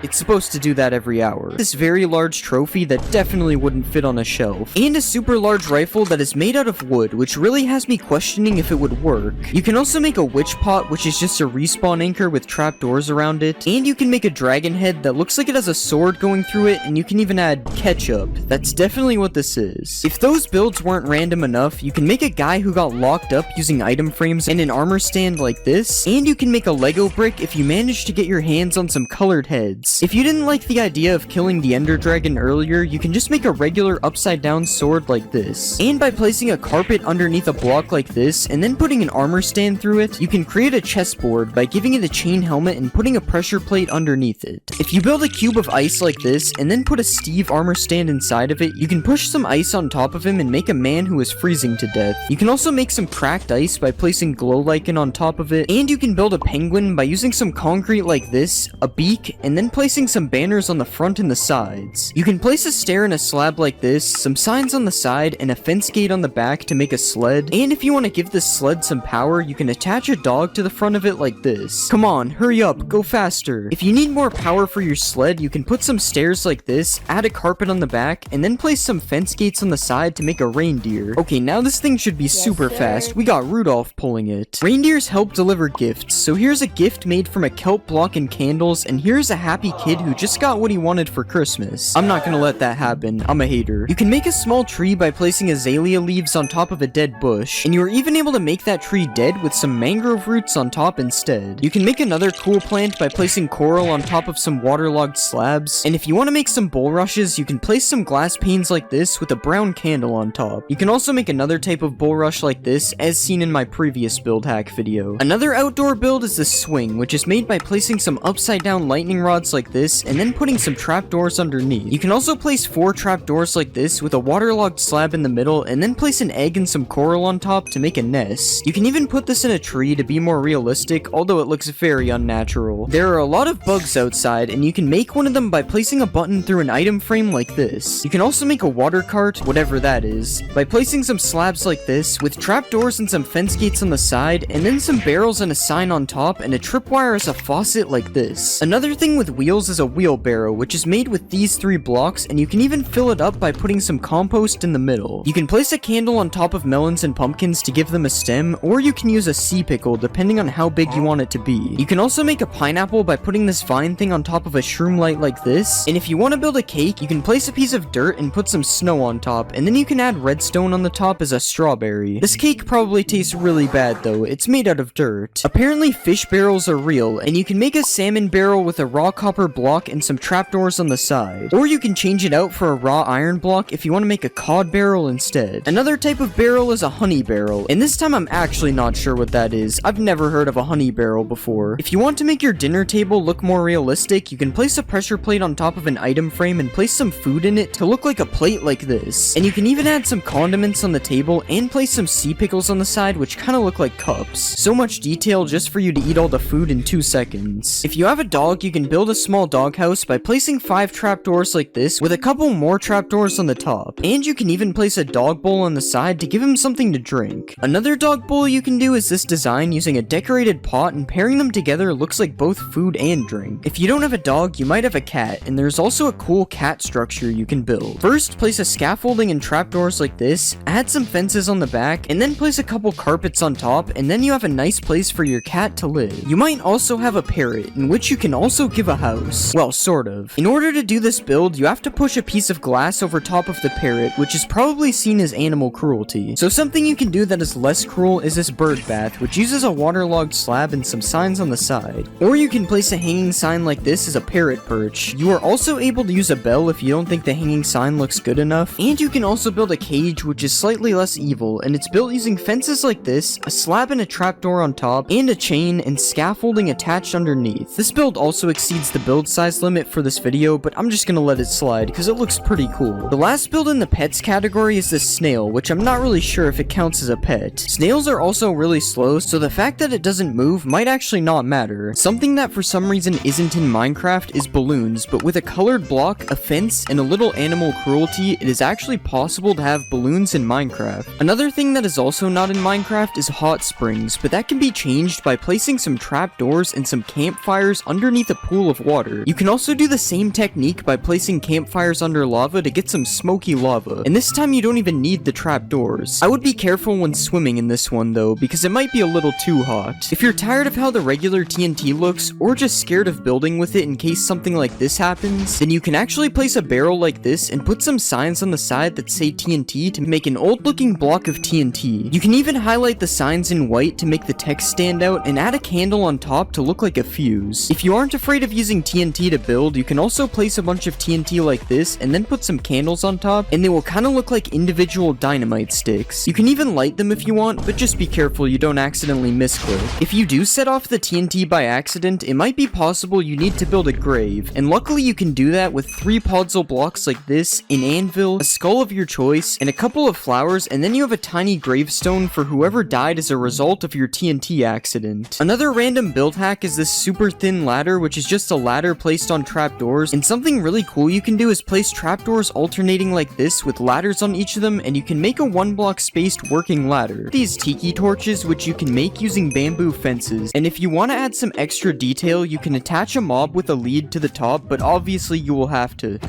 You can also make one of those bulrush things that are found in swamps, and if you want to make corn, you can place a bamboo fence on top of 2 bamboo sticks instead. You can also place some bamboo fences alongside some real bamboo to make it look like dead bamboo, and you can even take it a step further with some oak fences which look extra dead. If you want to sell some bamboo on the black market, you can place some signs around the bamboo blocks and it will look like it's packaged up, or you can also stack a bunch of bamboo rafts to make a pile of bamboo. Another cool thing you can do with bamboo is place an item frame underneath a bamboo button to make a block of cheese, but this is probably some pretty moldy cheese. There are a lot of things you can make with a decorated pot, such as this pillar design, this tiny lamp, or this palm tree, which you can even mix with some of the different designs to look like carvings in the wood. But something really cool you can do with these pots is if you place one of these in the ground and then you put a carpet on top of it, it kind of looks like a pet bowl for your dog or your cat or your person. You can also place a pot underneath a moss carpet, and depending on what's around you, it can either look like an anthill or a landmine. If you place these pots with a bunch of gold, they kind of look like money bags, and if you place them with some TNT and then light a candle on top of it, it kind of looks like a bomb that's about to explode. Speaking of bombs, you can also hang one of these pots from a chain and then put a campfire under it like this, and it kind of looks like a cooking pot. You can also build a faucet type thing coming out of the ground and then place a glass pane in a pot underneath it to make it look like it's being filled up with water. Another cool thing you can do is place some pots in a palm tree and they will look like coconuts. And you can place a pot as a base for a street light like this, or you can even place it at the bottom of some bushes, which looks slightly better than a cauldron. You can also place a couple of these pots on top of a house, and if you combine this with some cobwebs, it actually looks like a chimney. But one of the most interesting uses for these pots is to make a punching bag that you are actually able to use in game. Okay, you can't really use it, but you also can't tell me I'm not punching it. Now obviously those hacks are cool, but it's time to show you some of the most illegal build hacks known to man. If you apply this armor trim to a leather helmet and then place it 1 block deep on an armor stand, you can use a piston to push a bookshelf through it, and it kind of looks like a stray book sitting on top of the shelf. Another thing you can do is dig out a big hole and then fill the whole thing with string, and after that you can do a little bit of animal cruelty and cover the whole thing up with carpets to get this rug design. Huh, that's weird. It looks like my rug is moving. Something else you can do with the sniffer is you can place some blocks through a sniffer's nose and then add a slab and some signs on the side to get a really interesting cushion design. Or if you're really ballin', you can use a sniffer's snout as a base to make a golden sink. Another thing you can do with a sniffer's nose is you can place it in the roof and then put a couple of fences and an end rod underneath it to make a lamp. Okay, this one was kind of a stretch. You can still see his face. Something you can do with a camel is you can place its head through a roof and it kind of looks like one of those bear heads you see on a wall in some rich guy's house. And you can also spawn a camel in the ground and then place some sand over top of its head to make it kind of look like a little sand dune coming out of the ground. You can even place a saddle on top of the camel to make it so you can sit down on the beach with a towel beneath you. Now those were definitely some illegal build hacks, but they still aren't the best build hacks in this video. This is a pumpkin, this is a melon, and this is an eggplant. Okay, it's not actually an eggplant, it's cherry wood with a sea pickle on top, but it actually looks pretty close. Another melon trick you can do is place bamboo planks with glow lichen beside a pumpkin, and it kind of looks like a dead pumpkin. Also, if you place a bamboo block in a field of melons, it kind of looks like some kind of squash. Everyone has seen these trapdoors being used as a fence, but you can actually use a hanging sign to make a pretty cool fence as well. Speaking of hanging signs, you can do some really cool things with them, such as this one-way door, which works by hanging a sign from the top and then hanging another sign underneath it. You can also make a little doggy door on the side of your house like this, or you can place it in front of your brand new cherry wood doghouse as well. Staying on the topic of farming, you can place 2 fences in the air like this, and if you place a hanging sign underneath it, it will look like a shovel that is sticking out of the dirt. You can also replace these fences with lightning rods or end rods to make different types of handles as well. If you want to make a table, you can place some hanging signs like this to make table feet, and you can even make the table legs a bit longer if you like things that are longer. Hanging signs can also be used to make a broken jungle bridge or a useless ladder, depending on how you see it. And you can place them in a pattern like this to look like a gate that is restricting your access to something. Something I bet you've never seen is a stoplight in Minecraft. Okay, you've probably seen one, I just didn't know what to say, but by placing a red sign, an oak sign, and a blue sign like this, it can kind of look like a stoplight even though 2 of the colors are wrong. Another thing you can do with the different sign colors is hang them over top of a campfire like this to make different stages of meat cooking. But probably the most interesting hanging sign hack is this parrot perch design. I'm just kidding, it's actually a working swing which can be made using 2 chains like this, a hanging sign on each side, a trapdoor on the bottom middle, and then a boat as a seat. And after you do that, you have a working swing. Well, you can't really swing on it, but I mean I'm sitting on it, so it kinda works. You can also make another swing by doing the same thing as before, except instead of placing 1 trapdoor, you place 3 on the bottom and then 3 3 on the back to get another really cool swing design. This time you aren't able to sit on it. If you're trying to be some type of supervillain, all you have to do is place some redstone behind one of the chiseled bookshelves, and then you can attach a couple regular bookshelves to some sticky pistons to make a secret door inside of your library. Something else you can do with chiseled bookshelves is build a cool floor design like this, and you can even make the bookshelf look like eyes when you put a slab in front of it. If you place the bookshelf with a stone slab in a cave, it kind of looks like something is staring at you through a crack in the wall, but that isn't the coolest thing you can do with the chiseled bookshelf. If you place a bunch of bookshelves beside each other, you can actually build things using the books inside of the bookshelves. I guess suspicious sand isn't the only thing that's sus in this update. Minecraft 1.20 adds a piglin head, and what can you do with it? Well, to start, you can place it on top of an armor stand, but that's boring. Instead, if you want a piglin in the overworld, you can place a piglin head on top of a sign, and it will kind of look like a tiny piglin. And if you really want to be him, you can make a hanging sign float, attach 2 signs on the side, and then add a banner on the back and a piglin head on top to create the boss piglin. His outfit kind of looks like Lord Farquaad. If you want to build some tiny birds, you probably wouldn't think of using a piglin head, but because of the floppy ears, it actually kind of looks like birds in the sky. Of course, you have to make sure not to look at the other side though. If you place a piglin head on the ground and then put a bunch of redstone around it, it looks like a piglin was just decapitated. And if you take it a step further, you can build up with some fences and place some chains and hang a red sign under it to make it look like a guillotine just chopped off its head.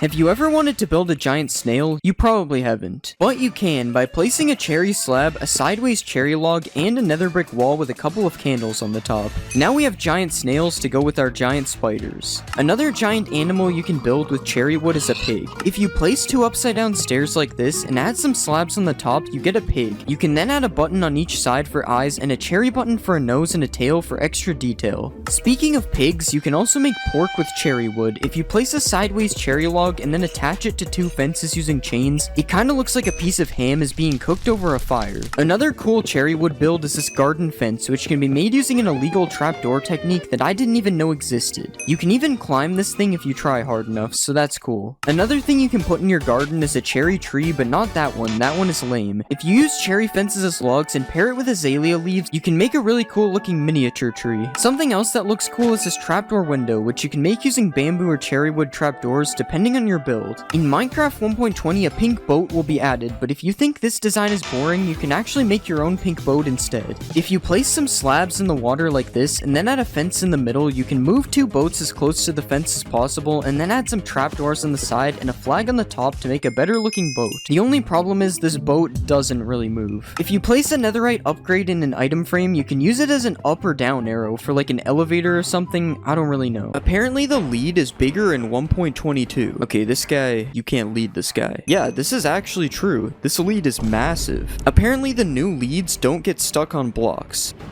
Okay, it went up that block. Yo, this thing's kind of moving. This might be true. Okay, this is the ultimate test. Oh, and it's gone. This one is not true. Can you attach a mob to another mob? So with the new leads, I should be able to attach 2 mobs together. Just gotta crouch. Yeah, it's true. We got a pig centipede. If you can chain mobs together, can you chain people together? Okay, I'm trying to lead myself and it's not working, but I wonder if I can give a lead to another player. Nah, I can't do this either. Can I attach a mob to a happy ghast? Okay, we'll attach the pig and... Okay, never mind, the pig's not there. That doesn't work either. Okay, I finally got the pig to attach, so this one's true. The happy ghast is able to carry mobs. And just like in the Minecraft movie, you are able to do this with boats. It's just like how the ghasts carry piglins in the movie. So logically, I have to try attaching a boat to a regular ghast. Alright, let's bring it over to the ghast. Nah, you can't attach it to the ghast. I mean, if you count me as a ghast, it does work though. This isn't a new thing, but apparently you can make a llama train with a lead. So by putting a lead on a llama, I get a train of llamas. Yeah, they actually all just follow me. But I wonder if you can make a llama train with a happy ghast carrying it. Let's just attach this. And yeah, they're all following the one in the air. You can make a flying llama train. I also just found out that llamas have cool carpet designs. Like, I just never knew anything about llamas. We've seen a happy ghast make multiple mobs fly, but can it make a player fly? Okay, I'm attached. Wait, I swear I just moved. I'm kind of getting pulled. Okay, so if I take my happy ghast all the way up here, okay, I'm up high, it should pull me now. Now it's just doing nothing, bro. I swear it worked. I don't know. I'm like 90% sure it worked. I'm gonna have to say that one was half true. According to Minecraft's new snapshot, clouds are now rendered further out. So I'm turning clouds on. Okay, that is like super far out. It is definitely true. Yeah, you can see the clouds from like further than my render distance. That's kind of cool. Apparently leads can now be taken off fences. So before, the lead would just break if you right clicked it. And now when I right click it, it's supposed to just give me the lead. Yeah, this one is true. It attaches to me. You can also shear to remove a lead now, and this is useful when you have multiple mobs leashed together, because right-clicking the lead would just give it to me instead of removing it. Is it possible to walk on a happy ghast? I'm not talking about the one I'm standing on right now, one without a harness. Yeah, you can also walk on one without a harness. That's pretty cool. But now let's try it on a regular ghast. Okay, that is not possible. This is definitely going to be used to troll people on parkour maps or something. Apparently, if you stand on top of a happy ghast, it will start flying down. So you gotta fly up a bit for this to work. That would be if this was true. The ghast actually just stays in the same spot no matter what, which makes sense for like building purposes and stuff. Now that you can craft a harness, is there a new crafting recipe for a saddle? The answer is unfortunately no. You still cannot craft a saddle. Is it possible to craft the new dried ghast? So if you put some ghast tears and bones like this, okay, never mind. That's the old recipe. This is the actual one. You can get a dried ghast for some reason. I don't know why you can craft this. So when you put a dried ghast in water, it goes through different phases like this, but does it age backwards when you take away the water? Yes, it actually does age backwards, causing you to have to start over again. Weirdly enough, I feel like this still made it turn lighter though. Apparently there is a way to duplicate a dried ghast. Okay, so I put a ghast in a hole. That did not duplicate it. Yeah, I don't think this one is true. Apparently there is a new way to get the Roblox camera in Minecraft. So with the attribute command, I can change my camera distance like this. Okay, 2 actually zooms me in. What about 200? Okay, this is more like it. This is definitely a crazy camera angle. It doesn't work in first person, because I don't think that would really work. But you can zoom your camera out like you're in Roblox now. Is there a new achievement for correctly placing a creaking heart? Yeah, there is. Heart transplanter. Looks like I am now a heart surgeon. Can you enable the locator bar in single player? So let's go to experiments, and there is the option to enable it, but it clearly says multiplayer. Whatever, let's just try it. I'm 90% sure that that is an XP bar. I don't think that's the locator bar. I don't think there's a game rule for it either. Apparently the locator bar hides you when you're crouching. So you can see my other account on the bar right here, and I'll just go here and toggle crouch. Now let's go back to the other game, and it gets rid of the locator bar. This is true. I feel like this was pretty obvious, to be fair. Now what seems less obvious is hiding with mob heads and carved pumpkins. So we'll try the mob head first. And yeah, there's nothing on my locator bar. This is true. And now we'll also try a pumpkin head. The pumpkin head also removes you from the locator bar, which is really weird considering name tags still exist when you wear these things. Is it possible to find a big fallen jungle tree? So in jungles, there are little fallen trees like this one, but can I find a big one that's fallen? This is going to be harder to look for than I expected. Found a jungle temple. Haven't seen one of these in a while. Wait, is that one? No, this is a double fallen tree. Wait, what? A double fallen tree is crazy. I really thought that was a big one. Yeah, I'm not gonna lie, this is probably not true if I haven't seen one yet. But can I find a big fallen tree in a pale garden? I would assume that this is probably not true as well. Yeah, I don't think there's even a point in looking. It's probably the same as the jungle. And I'm not even gonna try the roofed forest, because it's basically the same thing. Can I bring a pet with me onto a happy ghast? So let's just spawn our ghast here. Wait, this is a regular ghast. That is not a happy ghast. Okay, now can the dog get on the happy ghast with me? He's just kind of looking at it. Maybe if I go down? Nah, I don't think this is true. Since you can feed happy ghast snowballs, I wonder if snowballs damage regular ghasts. I'm not even gonna spawn a ghast. I feel like I'm on the hunt right now. 12 seconds later. Okay, this is very loud screaming. Okay, I'm just giving this one up here. If it is true, it takes too many snowballs to do it. Apparently the seed pale garden will spawn you in a pale garden. Alright, so this worked with the cherry biome in 1.20, but the pale garden is a lot rarer. Okay, this doesn't look like a pale garden. Yeah, it's a nice spawn, but it is not a pale garden. This one is not true. Apparently the new desert ambience sounds can be played with a single sand block. So I'm placing a sand block down, and now it's time to listen to the sand. Yeah, the sand does not talk. It's false. If you leave a happy ghast, will it stay in the same place? So I'm just gonna fly until we can't see our ghast anymore. Okay, we can't see the ghast anymore. Let's head back. Yeah, it's still chilling around the same area. Apparently happy ghasts follow you with a harness. So this doesn't work on a ghast that already has a harness, but does it work on a newly spawned one? Yeah, the ghast follows you when you hold a harness, which makes it a lot easier to put a harness on it if you're not in creative. Can you put a happy ghast in a boat? Doesn't look like it. He's flying away. Can you even put a regular ghast in a boat? Okay, I guess you can't put either in a boat. Kind of a dumb myth, but do ghasts attack happy ghasts in the nether? I don't think they attack each other in the nether. It would be cool if there was like ghast wars or something. Does a ghast turn happy if it comes through to the overworld? Okay, we're just spawning a ghast. We're not bringing it through. Will this ghast turn happy thanks to the overworld?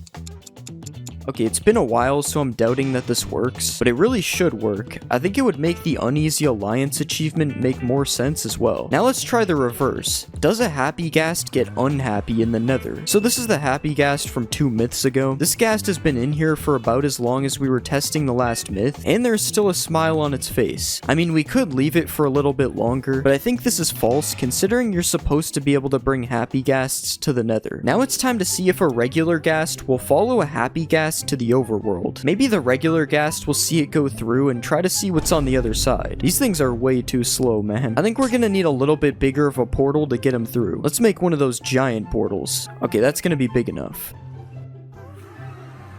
Oh, our ghast is dying for some reason. Okay, yeah. As expected, the other ghast is not coming through. I feel like this video has been all about happy ghast facts, so here are some extra happy ghast facts. When spawned, a ghastling will try to follow a player or an adult non-aquatic passive mob within a 16-block radius of it. A ghastling takes about 20 minutes to turn into a happy ghast if the process isn't sped up with snowballs. Happy ghasts cannot be bred and are only spawned through adding water to dry ghasts. Happy ghasts slowly regenerate health, and they regen faster during rain or when they are flying at the same height as clouds. There is a new achievement called Stay Hydrated for when a dried ghast is placed into water. Apparently the ghast has a new texture, so I've been looking at ghasts the whole video and I haven't noticed anything, but I'll try to find a ghast from an older version and put a side-by-side comparison. I thought this one was fake, but after seeing the old ghast, it is true. The new one is more HD to match the smile on the happy ghast. Apparently you can clutch using the new wind charges. Okay, so let's just jump off here.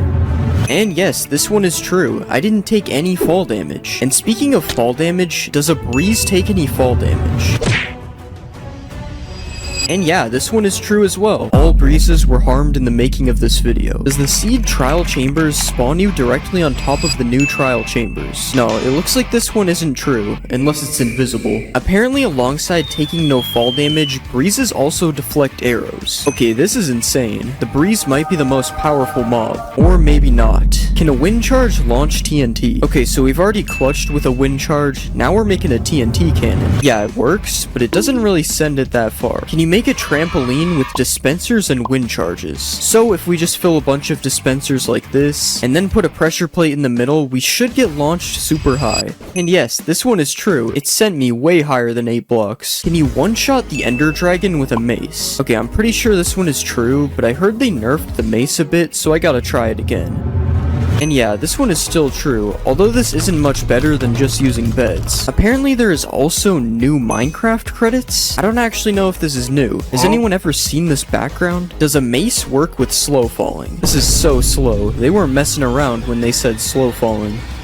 No, this one is not true. You have to risk death to use the mace. Can you put channeling on a mace? No, you can't put channeling on the mace. You cannot become Thor. Can you make a warden trial spawner? Yeah, if you right-click the trial spawner with a spawn egg, you can make any type of trial. I think I'm gonna be doing this from now on. Does mining a trial spawner give you loot? No, it gives you nothing. It's just a waste of time. Can you mine a trial spawner with Silk Touch? I'm gonna regret breaking this thing again, aren't I? Yeah, this one is also not true. There is no reason to break the trial spawner. Apparently you can't suffocate in a copper grate. So if I just press this lever here, yeah, I'm just chilling. Kinda looks like I'm in jail though. Guys, please subscribe so I can make bail. Does a beacon beam shine through a copper grate? Yes, this one is actually true, but it doesn't change the color of the beam, unfortunately. Will the luck effect give me better trial loot? Who put cave spiders in a trial? Yeah, this one is probably not true. I don't think this is very good loot. Are spiders afraid of armadillos? marshmallows. So this one doesn't really make any sense. I don't know what kind of gang rivalry they have, but it's true. Will a wind charge travel forever if it doesn't hit anything? So let's throw a wind charge. Yeah, that one traveled really far, so I'm gonna have to say it's true. Can you dye wolf armor? Yeah, this one is true. Now dogs can finally have some drip. And apparently you can also dye horse armor? I've never heard of this before, so let's see. Okay, it obviously doesn't work with diamond, but let's check leather. Yeah, this one is true. Has this always been in the game and I'm just stupid? Every time there's a new update, we gotta try to jeb underscore a mob. Nope, you cannot get rainbow dog armor. What about putting an armor trim on dog armor? No, this one is also not true, but it's understandable, because that would be too much drip, honestly. Apparently mobs can't see you through copper grates, so I'm just gonna put myself in jail for the second time this video. And yeah, the mobs just can't see me. I guess these fences really work. Can you break a decorated pot with a firework? So I've heard of breaking these with projectiles, but not a firework. And yeah, this one is true. That's actually really cool. And not only can you break one decorated pot, apparently you can break multiple at once. Yeah, this one is true as well, and it's actually super satisfying to watch. Can you shear a wolf to remove its armor? Okay, so they're just making anything up now. Never mind, this one is true, for some reason. Why? And you can also dispense a brush onto an armadillo for a scute. I bet you didn't expect that, because it doesn't really make any sense. And just when you thought it can't get weirder, there is apparently an infinite scute glitch. Yeah, this only works in creative for some reason, because the brush will break in survival, but it's still kind of funny that my man can just never go bald. Apparently there are multiple new music discs in 1.21, so usually there is only one new music disc, but yeah, it appears there is more than one new music disc this time. Why does this sound like an epic Christmas song? Can you name a boat in 1.21? So I'm pretty sure I've tried this before and it doesn't work, and yeah, you still can't name a boat. Nothing has changed. Is there a new copper dimension in this update? Of course there isn't. Mojang is never gonna add a new dimension. Does a copper bulb stay activated with no redstone? So let's just break all this. Yeah, this one is true. I wonder if it ever runs out or just kind of stays like this. Speaking of running out though, apparently oxidized copper bulbs are dimmer. Yeah, this one is true. So I guess it does sort of run out unless you got some wax. Can you make ominous splash potions? Nope, I can't even put the ominous potion in the brewing stand. Does the new oozing potion cause an infinite slime glitch to happen? So if you kill something with an oozing effect, it drops slimes. But what happens if you kill a slime with the effect? This doesn't work. I'm not even sure if they can get the effect. Can you run through cobwebs with the weaving effect? Okay, so it doesn't let me fully run through them, but it's definitely faster. Hold on. Yeah, this is kind of true. It's definitely making me move a bit faster. Apparently you can slow down time in Minecraft 1.21. Yeah, this is true. You just have to type this command to do it. And the same works with speeding up the game as well. These pigs need to chill. I don't know what they've been feeding them. And if you just want to freeze the game completely, apparently that works as well. Yeah, you just type /tick freeze and the game becomes frozen. This cow will feel this pain forever. Does the new trial key open iron doors? This one is false. It's used for the trial vaults instead. A way better use than doors. Speaking of doors, can a breeze open them? Come on, shoot the door already. Yeah, this one is true. I guess no house is safe anymore. Can you put armor on a baby wolf? No, unfortunately you cannot. It's probably a few sizes too big. Everyone knows you can undye things with a cauldron, but can you use it to undye a dog's collar? Come on, it's bath time, buddy. No, you cannot. He still has a blue collar. Will a dog with armor survive a hit from a warden? Okay, he survived a lot more than one hit, and it looks like he can even survive a hit with no armor as well. Still didn't seem to help him that much though. Okay, we got a lore update from earlier. Apparently you can breed armadillos with spider eyes, and now it makes sense why the spiders are scared of them. Okay, it still doesn't really. I mean, the spider is at least double the armadillo's size. Will a zoglin attack an armor stand? Okay, this one is just stupid, but let's try it. Nah, there's no way. What about a hoglin? Hoglin seems unfazed. Yeah, I'ma just leave these guys to it, I guess. Can you use a wind charge to move dripstone? So we tried this with TNT earlier, and yeah, this works with dripstone as well. Can you punch a wind charge back at a breeze? So just like a ghast, apparently I can hit this thing back. Yeah, it's true, which makes me question why we can't do this with blazes. Another thing to do with breezes and blazes is they both have rods, and the rods just don't look the same when you hold them. This isn't a myth, it's just something that really annoyed me when I found out. Will trial spawners spawn mobs when there's light? So if you light up a normal spawner, we all know it won't spawn any mobs. But this is not the case for trial spawners. Apparently you can shoot through a copper grate, so this has never worked with anything else before, but let's try it. No, this one is not true. Is a bog fact able to breathe underwater. Yeah, I don't think this guy's gonna drown anytime soon, so this is true. Is there hidden rooms in the new trial chambers? So I actually already know this one is true, because I found these in my build hacks video that I made for 1.21. Can I wear a heavy core on my head? So the heavy core does kind of look like a mob head, but unfortunately you are not able to wear it as a hat. This is false. Apparently the ender pearl has a new sound. Yeah, I'm pretty sure it didn't make any sound before, so this is true. Will an armadillo die in a snow biome? Let's just place our armadillo here. No, it doesn't seem like it. I think he's chilling, literally. There is a new setting to disable the splash text on the title screen. Yeah, this is true, and I honestly don't know why. Like, why would you want to do this? Is there a new bat texture in Minecraft 1.21? Yes, there is a new bat. Apparently, if you drop a totem of undying on the ground and land on it, you will live. Alright, so we got our totem here, and let's just drop it all the way down. And let's just fall down on top of the totem. Oh my god, that actually worked. What? Apparently you can MLG into a cauldron. Alright, let's just go up on top of the cauldron, and we'll fall all the way down. And no, this one does not work. I still would have died. Apparently, naming a rabbit Toast changes his skin. So let's just get our Toast name tag, and we'll place a rabbit like this, and let's just name him.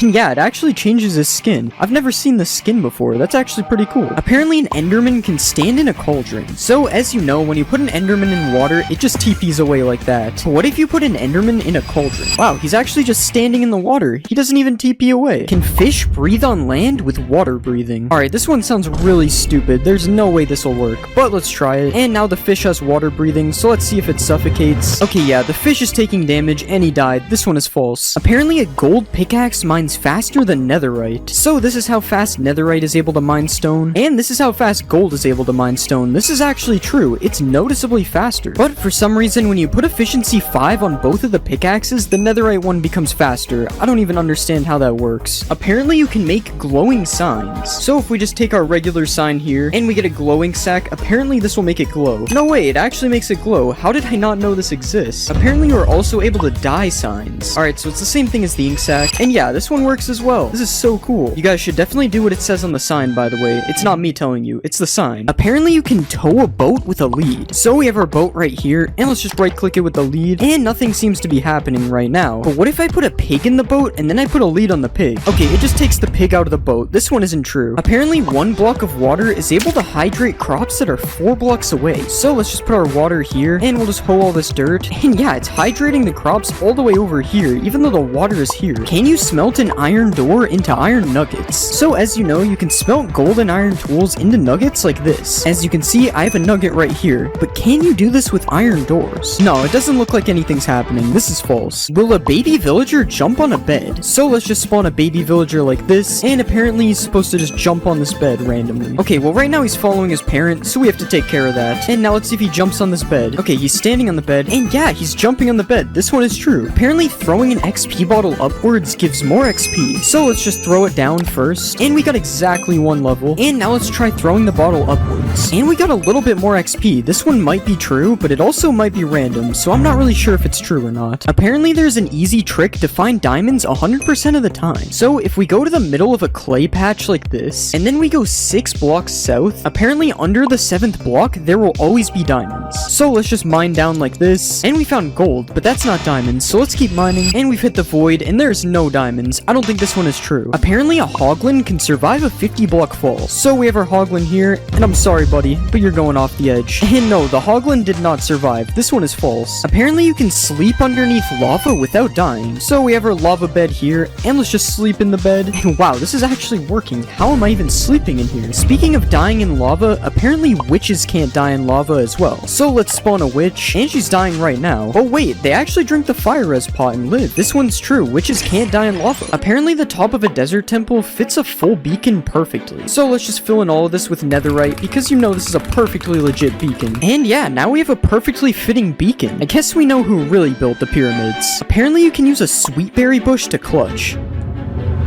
And yeah, this one is true. I took no damage. Apparently a shield can block splash potions. So let's put a harmful potion in this dispenser, and let's just hold our shield out like this.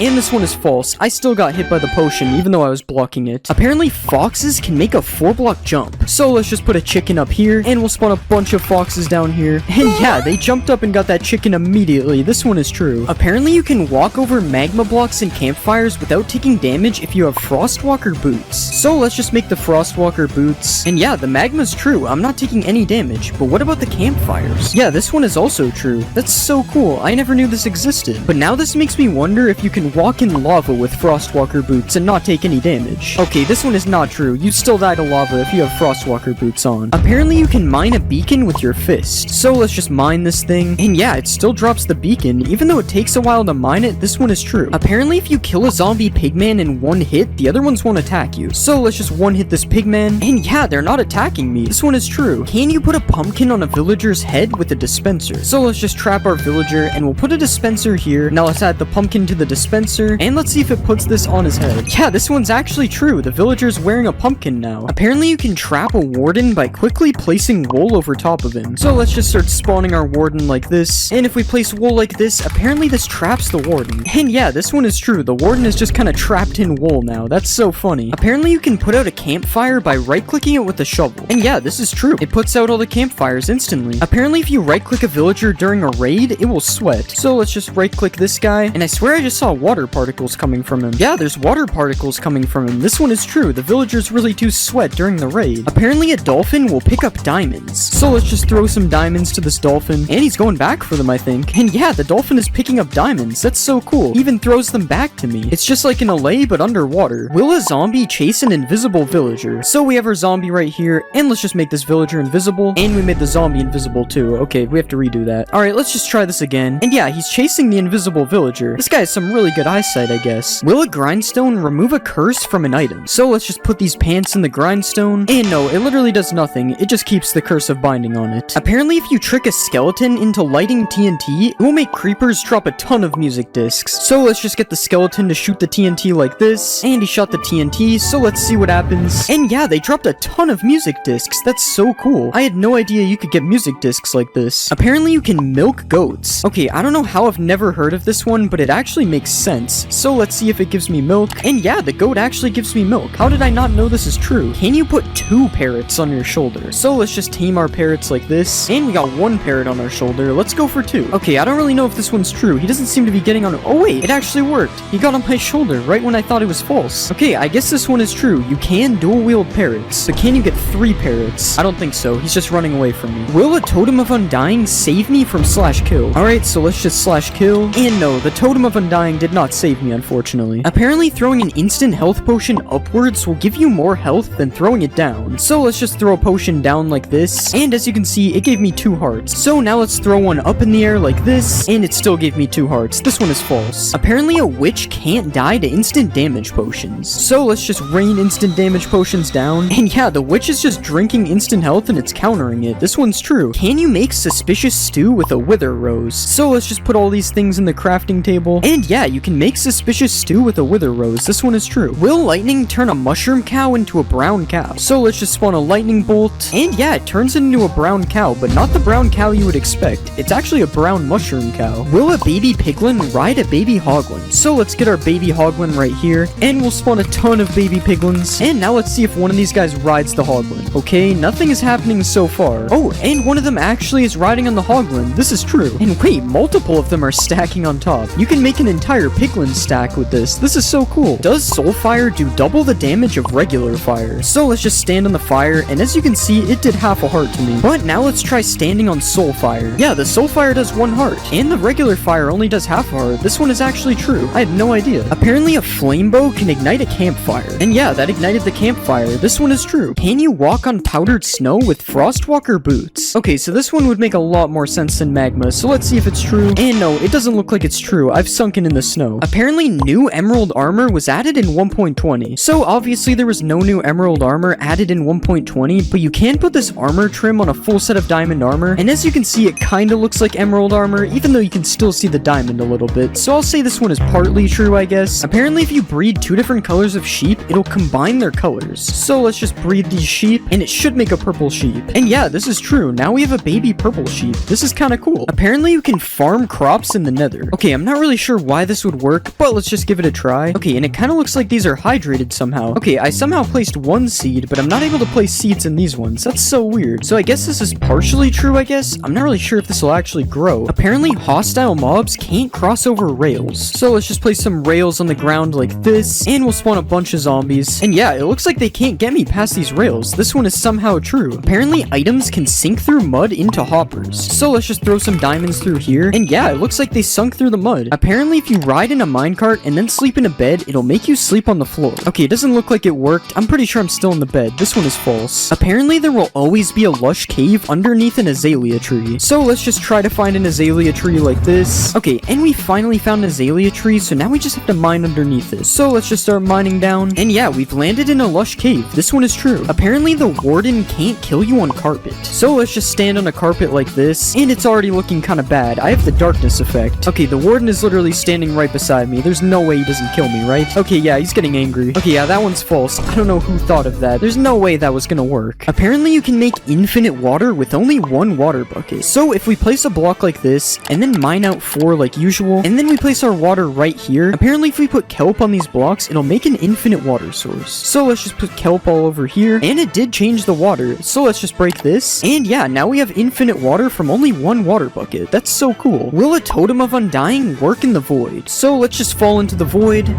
And no, the Totem of Undying does not work in the void, unfortunately. Apparently, iron golems don't take fall damage. So let's just push this guy off, and let's see if he takes fall damage. No, he actually didn't take fall damage. This one is true. I guess that's what happens when you're made of iron. You're just invincible. Can you mine lapis ore with a stone pickaxe? So we have regular lapis, and let's just break it with a stone pick. And yeah, it actually dropped the lapis. This is true. But now, can you break deep slate lapis with a stone pick as well? Yeah, this one also works. I guess you only need a stone pick to collect lapis. Is a diamond and a turtle egg the same texture? So we have our diamond right here, and we also have our turtle egg. And yeah, I can actually kind of see the similarities. Like, they have the exact same shape, and the shading is kind of the same as well. I don't know. Let me know if you think these are the same texture or not in the comments. I'm pretty sure that they are. Apparently, if you dig straight down at your world spawn, there will always be diamonds. So let's just start digging straight down from where we spawn, and there was no sign of diamonds anywhere. This one is unfortunately false. Can you survive a fall by landing on a watermelon? So the logic behind this one is because it has water in the name. And no, it's not true. It was pretty obvious it isn't true, to be fair. Apparently you can run over a 1-block gap. So let's just get a running start from back here.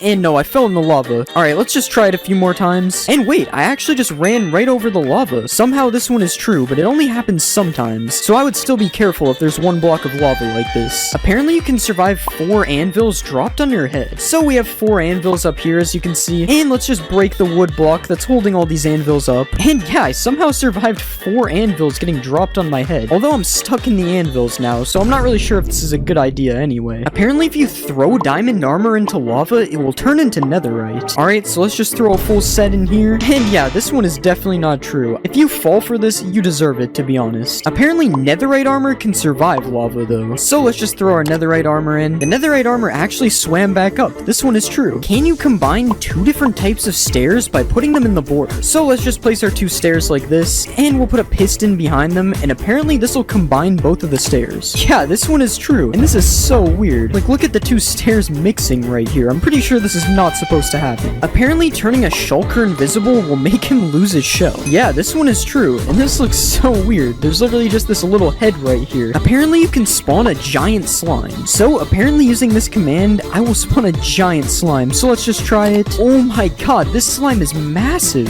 Yeah, this one is definitely true. I would not want to run into this slime in my world. This guy is huge. And along with a giant slime, apparently you can spawn a giant magma cube as well. And yeah, it literally works the same as the slime, and I actually have no idea where he just went. He just flew away. Like, look when he jumps, he just completely disappears. This one is definitely true. Do zombie pigmen crush turtle eggs? So we have our zombie pigmen here, and yeah, they're literally just crushing the turtle eggs. That's kind of mean. I don't know why they would do that. Will a skeleton turn to a stray if you trap it in powdered snow. Okay, he's shaking. And yeah, he turned into a stray. This one is true. Are you able to turn the wither invisible? Alright, let's splash him with invis. And no, we can still see the wither. And honestly, that's kind of good. The wither would be absolutely terrifying if you could make him invisible. If you smelt a wet sponge and you put a bucket underneath, apparently it'll fill the bucket with water. Yeah, this one is actually true. I guess if you need water and you only have a wet sponge, this is a good way to do it. Can you put a shulker box into a shulker box? Nope, you cannot. I'm clicking as you can see and nothing is happening. This one is false. Apparently you can mine a dragon egg if you put it underwater. Okay, so as you know, you can't normally mine a dragon egg, so let's see if this works. Okay, no, the dragon egg just teleports away. This one isn't true. If you throw a trident with loyalty on it and then you fill your inventory, apparently it'll chase you. So let's just throw our trident really far away like this, and now let's fill our entire inventory up quickly, and apparently the trident will just chase us, and yeah, the trident is just flying around me. This is so weird. Look at what it does when I stand still. This is so funny. Apparently you can't blow up a nether star, so let's just light this TNT, and yeah, this one is true. The nether star just flew away, but it didn't explode. Will lightning turn a red mushroom into a brown mushroom, similar to how it does that with the cows? Alright, let's just summon a lightning bolt, and no, this one isn't true. The mushroom is still red. Will looting work if the sword is in your offhand? So let's just put this sword right here, and we'll hold out another sword, and let's kill the mushroom cows with our diamond sword instead. Alright, that one just dropped 2 beef and 1 leather. What about this guy? Alright, 1 beef and 1 leather. I don't think it's true. Looting would give way more. Apparently, if you type excited ZE into the crafting table, it changes your language. And yeah, wait, everything is completely different. I'm pretty sure it changed my game to pirate language. What is this? Can a blaze light a campfire? So let's just get this blaze to shoot at us. Okay, yeah, he hit the campfire and it actually lit it up. This one is true. Apparently, you can infinitely tower with powdered snow buckets. So if we place one like this, and then we stand on the top, and then we place another, we can grab the first bucket from the bottom, and then build up like this, and then we can just keep doing this. And as you can see, this is true. You're able to infinitely tower with powdered snow. This is kind of cool. Apparently, there's a game rule that will completely disable the warden from spawning. And yeah, this is true. There's a game rule called do warden spawning, and if you set it to false, the warden will no longer be able to spawn in your world. Can a bee survive a hit from the warden? Alright, I honestly have no idea how this one would be true. I mean, how is a bee gonna survive an entire warden? Okay, it looks like the warden's found him. Oh, and he's getting angry. And no, the bee did not survive a hit from the warden. This one is false. Will a camel protect you from taking damage from a ravager? So let's saddle up our camel, and we'll just go in survival like this. And no, this one is not true. I'm still being hit by the ravager. If you jump on a cactus, you can jump 2 blocks high. Alright, so we've placed our cactus in our 2-block jump, and I'm assuming I just have to do this, and hopefully I'll be able to jump 2 blocks. Alright, I don't really know about this one, but I'm pretty sure that this works with fire, so let's just keep trying it. Come on, surely it'll let me jump 2 blocks. I don't know, maybe I'm just bad, but I'm gonna have to say this one is false. It's not working for me. Apparently, Skulk can't spread in water. So we have our Skulk catalysts right here, and let's kill this skeleton, and as you can see, the Skulk spreads, but apparently if there's water here, it won't spread, so we have to try this. Alright, let's just place water all over the Skulk, and we'll put down another skeleton, and this one's not true. I'm pretty sure I saw it spread. Yeah, this one isn't true. It's spreading underwater. Apparently, if you give an allay an item, it can't explode. So we have our allay right here, and we'll give him a diamond, and now let's place a ton of TNT all over the place, and we'll just put some diamonds here so we can go get them, and we'll light the TNT.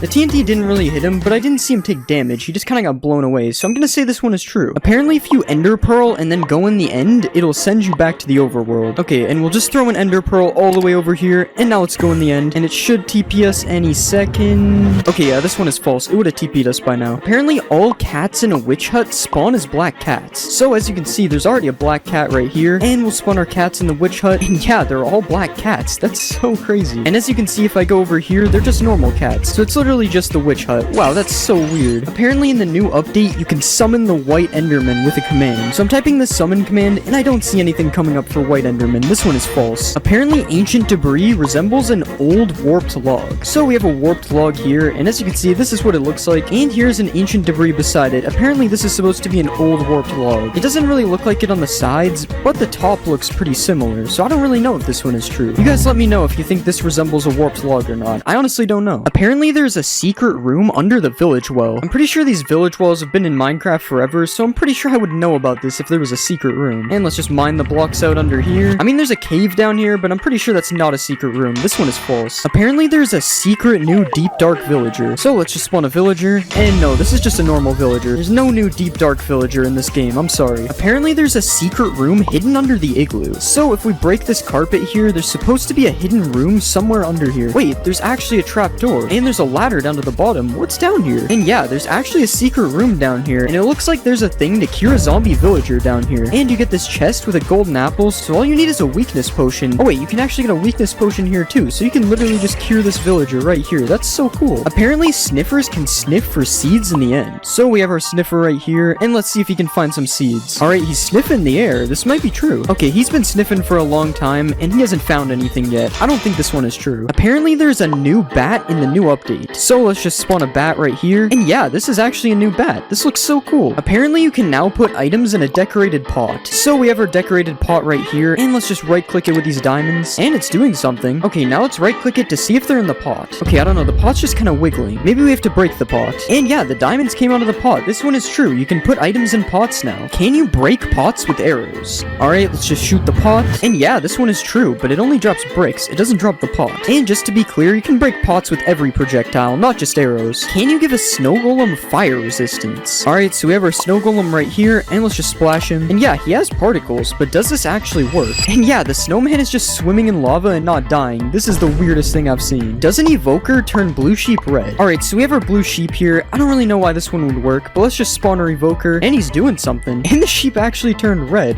What? Why doesn't this guy like blue sheep? Can you survive a 50 block fall with feather falling 4 boots? So let's just put feather falling on the boots, and now let's just fall down this 50 block platform. And no, I died. Apparently putting a pumpkin on your head stops endermen from attacking you completely. So we have our enderman right here, and let's just put a pumpkin on our head, and now let's fight the enderman. Okay, yeah, he's hitting me. This one is definitely not true. The enderman still attacks you when you have a pumpkin on your head. It's only good for looking at them. Apparently you need silk touch to mine a chiseled bookshelf. Okay, so we have a silk touch axe and a regular axe. Wait, it actually doesn't mine with the regular axe, and it mines with silk touch. Why is that a thing? I'm assuming that's a glitch, because that's really weird. Can a sniffer egg float? Yeah, it can float. Is there something the sniffers are hiding from us? Wait, will the egg hatch in the air?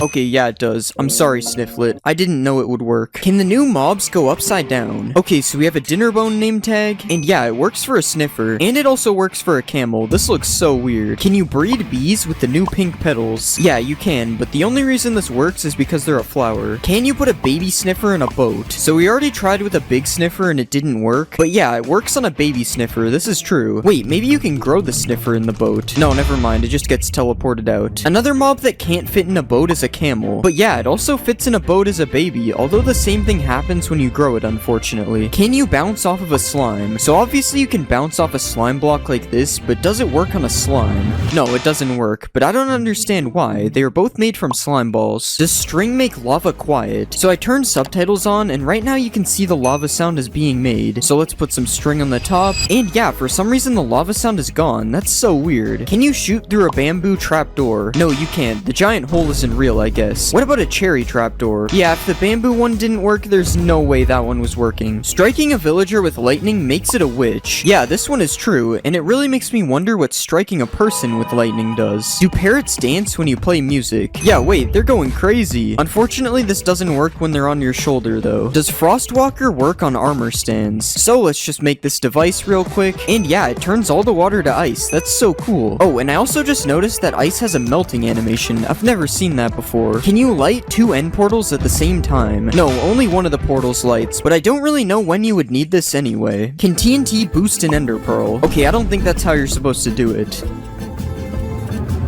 Yeah, I don't know if it made it go any further, but it definitely got boosted. Do frogs eat silverfish? No, it doesn't look like they eat these guys. This one is false. Can you hoe dirt on top of a chest to open it? So we have dirt, and we have a chest, and as you can see, it can't be opened. And yeah, hoeing the dirt makes it open. This one is true. Can piglins use a totem of undying? Here you go, man. Take the shiny object. I think it has to be a baby, because the big ones are already holding something.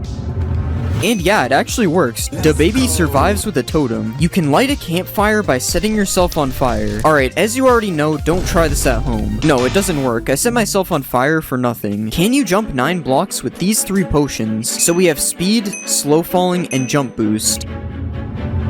And yeah, it works. I jumped 9 blocks. Apparently mobs can't climb azalea leaves, so I am able to climb these leaves just fine. But yeah, the stupid zombies can't get in. This one is true. Apparently 2 wardens can't kill a witch. So let's put a witch in a cage like this. And yeah, the wardens attack the witch, but it never dies because of its potions. It's true. Can you put powdered snow inside leaves? So everyone knows you can waterlog leaves like this, but what about powdered snow logging? No, you can't. It's false. Can a zombie piglin spawn riding a strider? So let's just spawn a bunch of striders. Yeah, it's true. And he even has a fishing rod thing to control him as well. Can you trap animals with trapdoors? So if we put a bunch of trapdoors like this and then spawn some sheep inside, they shouldn't be able to escape. Yeah, they can't follow me. I guess we know why they're called trapdoors now. Does reinforced deep slate protect you from the warden? Okay, so I already have darkness. This isn't looking good. Okay, yeah, he hit me. This one is not true. You can run underwater with mud. This one sounds stupid, but yeah, it's true. Allays drop items on note blocks. Okay, so if we give him a diamond and then throw some diamonds over here, he should drop them on this note block. Yeah, it actually works. That's so cool. Can a dog survive a hit from the warden? So in order for this to work, I have to tame him. And yeah, it's true. The dog survives a hit. Can you make an iron golem underwater? No, you can't. What about a snow golem? Okay, yeah, the snow golem works, but I don't think he's making it out of the water. What about a wither? Yeah, this one is definitely not possible. I can't even place the heads. Do ocelots attack chickens? This one is kind of weird, but it's true. Oh, and they even sneak up on the chickens when they are really far away. That's kind of cool. Apparently a dog's tail shows how much health it has. So as you can see, his tail is all the way up. Now let's do some animal cruelty. And yeah, his tail is all the way back down. And you can even see that I healed him and his tail went back up. This is true. Can fish live in mangrove roots? Okay, that one didn't work. But yeah, it works when I click on the bottom. He's inside of the mangrove roots. Do pumpkin stems always face west? So if I place one pumpkin down, it's kind of facing west. It's more northwest though. And yeah, each one of the stems faces the same direction. This one is true. What about sunflowers? Do sunflowers always face the sun when you place them? So it looks like they're facing the sun right now. But let's try moving the sun. And no, they still face the same way. This one is false. Can you use eggs to break leads? Yes, you can. And this works with pretty much any projectile except for fishing rods. For some reason, they just do this. Apparently, bats don't drop XP. Alright, let's try to kill this guy with a bow. Wow, first try. Yeah, he didn't drop XP. This one is true. Can you kill blazes with water bottles? So I've heard of killing blazes with snowballs, but never water bottles. Yeah, it works, but it's gonna take a lot of water bottles to kill one of these guys, so a sword or an axe is a way better method. Can you use Frostwalker on a boat? Okay, so I have Frostwalker boots on, and no, this one isn't true. But why would you need a boat with Frostwalker anyway? Do llamas attack wolves? Okay, the wolf is literally sprinting away. And yeah, it's true. I didn't know llamas had any enemies. Except me, of course. Can you put a boat on top of your head? So let's just break this block. And yeah, I have a boat on top of my head now. Fashion has really been taken to new levels. Can you put armor on a villager? Yeah, he's taking way less damage now. This one is true. Does stained glass change the color of a warden's sonic boom? Okay, let's just provoke the warden again. No, this one isn't true. It's still blue. Do anvils bounce off slime blocks? Alright, let's drop the anvil. No, they do not, unfortunately. Can a group of wardens blast away the ender dragon? Alright, let's spawn a ton of wardens. Yeah, it's true. They sent him flying. Apparently nether fences can't connect to other fences. So if you have 2 types of wood fences, they'll connect like this. But when you place nether fences, it doesn't work. That's so strange. Apparently you can't sleep while poisoned. Also, don't try this at home. No poisoning yourself. Yeah, this one is true. It just kicks me out of the bed. Can you shear a goat for a goat horn? I really doubt this works. It makes no sense. Yeah, you can't do this. You just gotta wait for them to ram into you. Can you escape phantoms by going underwater? Nope, it looks like these guys can swim as well, if they weren't already annoying enough. I guess the only option to get rid of them is by sleeping. Do foxes get stuck in snow when chasing chickens? First it's the ocelots killing chickens, and now it's foxes. Everybody hates these guys. But yeah, they get stuck in the snow for a second when chasing them. That's kind of funny. Apparently ghasts can't swim. Okay, it's definitely not true. He is still chasing me underwater. Can you look at enderman through glass? So this is me looking at an enderman without glass. Not good. And this is me looking at one with glass. Yeah, he doesn't attack me anymore. It's true. Does naming a Vindicator Johnny make him attack all mobs? This one is kind of strange. I don't know what Johnny did. But yeah, it's true. For some reason he goes on a rampage. Can you stack 2 types of slabs? So apparently if I put 2 slabs like this against the world border and then push them together, it will make a cursed slab. Yeah, it does. That's so weird. Do cats take no fall damage? I'm pretty sure this is a thing in real life, so it's probably true. Yeah, it's true. He just eats that fall. Will tadpoles follow you if you hold a slime ball? So we know that this works with frogs, and yeah, it also works with tadpoles. This one is true. Can a warden survive a max height fall? Yeah, it's true, he survived. I guess cats and wardens are the same thing. Do potions of healing hurt undead mobs? Yeah, it's true, and the opposite works as well. You can heal undead mobs with harming potions. Can you breathe underwater with torches? So everybody knows you can breathe underwater with doors like this, but what about torches? Okay, it kinda works, but the torches break, so it's not technically true. Can you bridge to the outer end islands? So obviously I could sit here and bridge like this, but that's boring. I'm just gonna fly instead. Yeah, it's true. You don't even need to kill the ender dragon to get here. Although it's probably faster. That was like 1,000 blocks. Apparently camels can make a 12-block jump.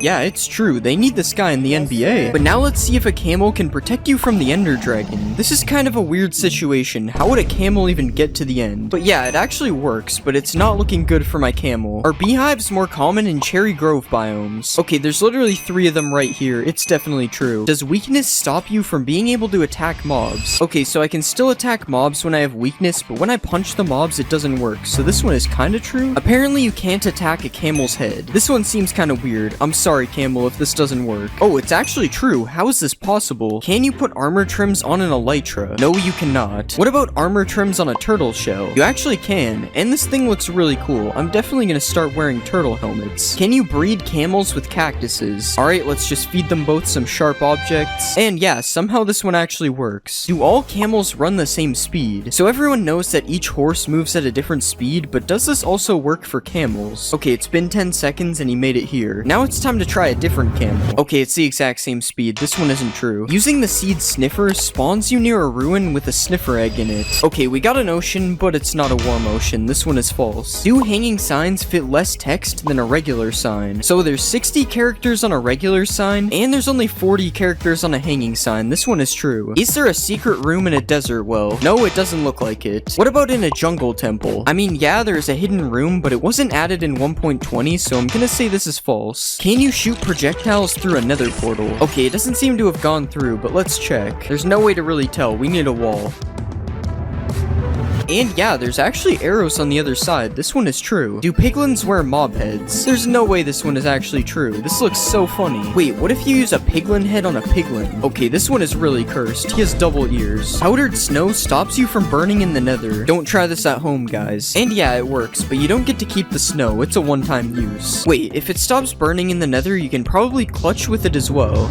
Yeah, this one is true, and it also doesn't melt. Can you light a nether portal with a bed? This one is true, but it's just the explosion doing it, not the bed. Does a cursive binding book get stuck in a bookshelf? No, it doesn't. I can still take it out. Do jukeboxes emit particles when you play music? Yeah, this one is true. I've never seen this before. Can you die from dehydration in Minecraft? Obviously, there is no thirst meter in Minecraft, but apparently with this command, it will say you died of dehydration. Yeah, it's true. I guess I gotta start drinking some liquids. Can you make a giant cherry tree? Okay, it doesn't grow into one giant tree. And yeah, that doesn't really look that much bigger than normal either. Are emeralds more common in cherry biomes? I don't really know how to test this one, but I'm seeing some emeralds, so at least they do spawn in a cherry biome. I have no idea if they're more common here though. Does a camel fit in a boat? No, it does not. This guy is way too big. What about a sniffer? A sniffer also doesn't fit in a boat. This is sad. He'll never be able to become a pirate. Apparently there's a new way to get command blocks. So if you click on options and go to controls, you can enable operator items tab. And yeah, now when you're in creative, there's this new tab with all sorts of blocks you had to use /give for before. Does a sniffer egg survive being hit by an anvil? So if you do this to turtle eggs, this is what happens. So I wonder if the same thing happens with sniffer eggs.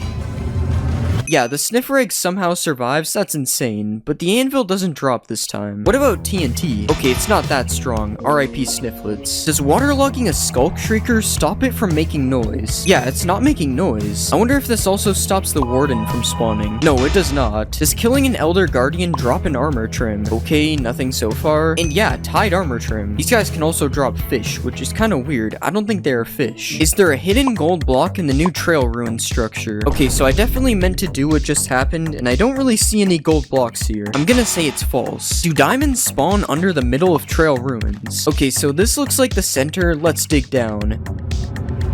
There's no diamonds, it's false. Everyone knows you can name a sheep Jeb and it turns rainbow, but does this work for a sniffer? No, it doesn't. What about naming a camel? No, this one also doesn't work. I guess we're stuck with regular mobs. Can piglins open doors? Wait, they actually can. That's so cool. Can you break bamboo blocks faster with a sword? Okay, so this is with a fist, and this is with a sword. I don't think it's any different. Apparently, XP bottles can make a block of redstone or glow. Yeah, it's actually glowing, and that's a lot of particles. You can also just do this by right-clicking it, though. The XP bottles don't really matter. Apparently, there is blue magma in Minecraft 1.20. Oh my god, there actually is. No way. It's definitely not fake. Do torch flowers emit light just like torches? Oh wait, I probably need to turn off full bright. No, it's still really dark in here. The torch doesn't mean anything. Can you use a brush on a dragon egg? So when you right-click a dragon egg, normally it teleports away. But what if you use a brush? No, it still teleports away. I guess you can't clean your dragon eggs. Can you put armor trims on horse armor? No, unfortunately you can't give your horse some drip.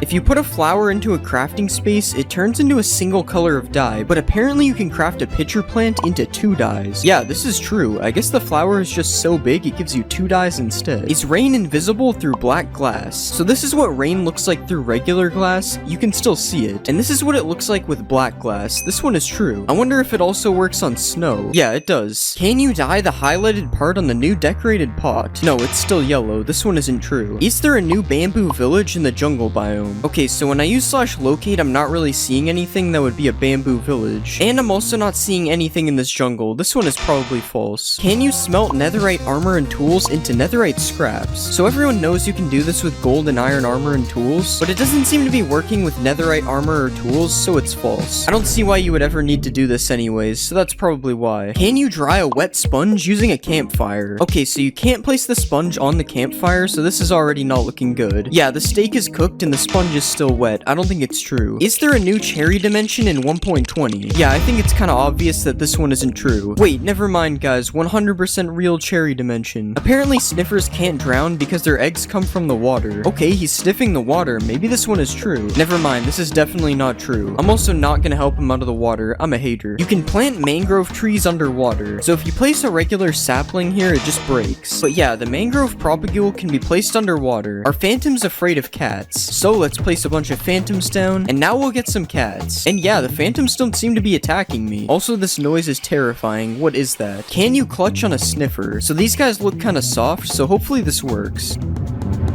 Okay, it definitely doesn't work. This is false. Can you put horse armor on a camel? No, you can't. And even if you could, you wouldn't be able to use the saddle, so it would suck anyway. Are villagers able to sleep in the nether? Yeah, this one is true. These guys somehow don't make the bed explode. Whoops, I didn't think that would happen. Apparently, the warden isn't actually blind. So in spectator mode, you can see what any mob sees by left-clicking on it, and that includes the warden, who is definitely able to see from what I'm seeing. Apparently, you can't name a mob name tag. Yeah, so you can't even name a name tag, but you can do it like this, so I guess it's false? Oh wait, I actually just found a way to do it technically. Does a potion of luck change the loot inside a chest? So this is the loot in the chest right now, and now I have the luck effect. And it's the same loot in the chest. This is false. You can make a minecart that infinitely moves. So apparently if you stack a bunch of minecarts in each other, they will never stop moving. Yeah, this one is true, and it's also really weird. Why does this work? Apparently a camel can survive a 50-block fall. Sorry man, I gotta do this. It's actually true, it somehow lived, but now can I survive the fall while riding a camel? Okay, this one isn't true. The camel did not absorb my fall. Can a camel prevent you from being hit by mobs? This one is true. They're not hitting me. But I'm curious if this also works on the warden. Okay, it actually doesn't look like he can hit me. Wow, the warden's getting a little close. Naming your seed Cherry Blossom spawns you in a Cherry Blossom biome. It's true, but it's the smallest Cherry Blossom biome I've ever seen. Are all sheep pink in a Cherry Blossom biome? This one isn't true, but let's just pretend it is. It looks a lot better this way. Can you undye leather armor using a cauldron? Wow, this one is actually true. And you can also dye wool that is already dyed. This one is true as well, and you can do it with every colorable item, just to be clear. Apparently you can swap your elytra out without opening your inventory. This one is true, but you better carry a water bucket with you just in case. Does a bamboo raft move faster than a regular boat? So this is me riding both of the boats. It doesn't look like the bamboo one is any faster. This is false. Can you clutch on a camel? You can clutch on a horse, so this should be possible. As long as I don't mess this up, of course.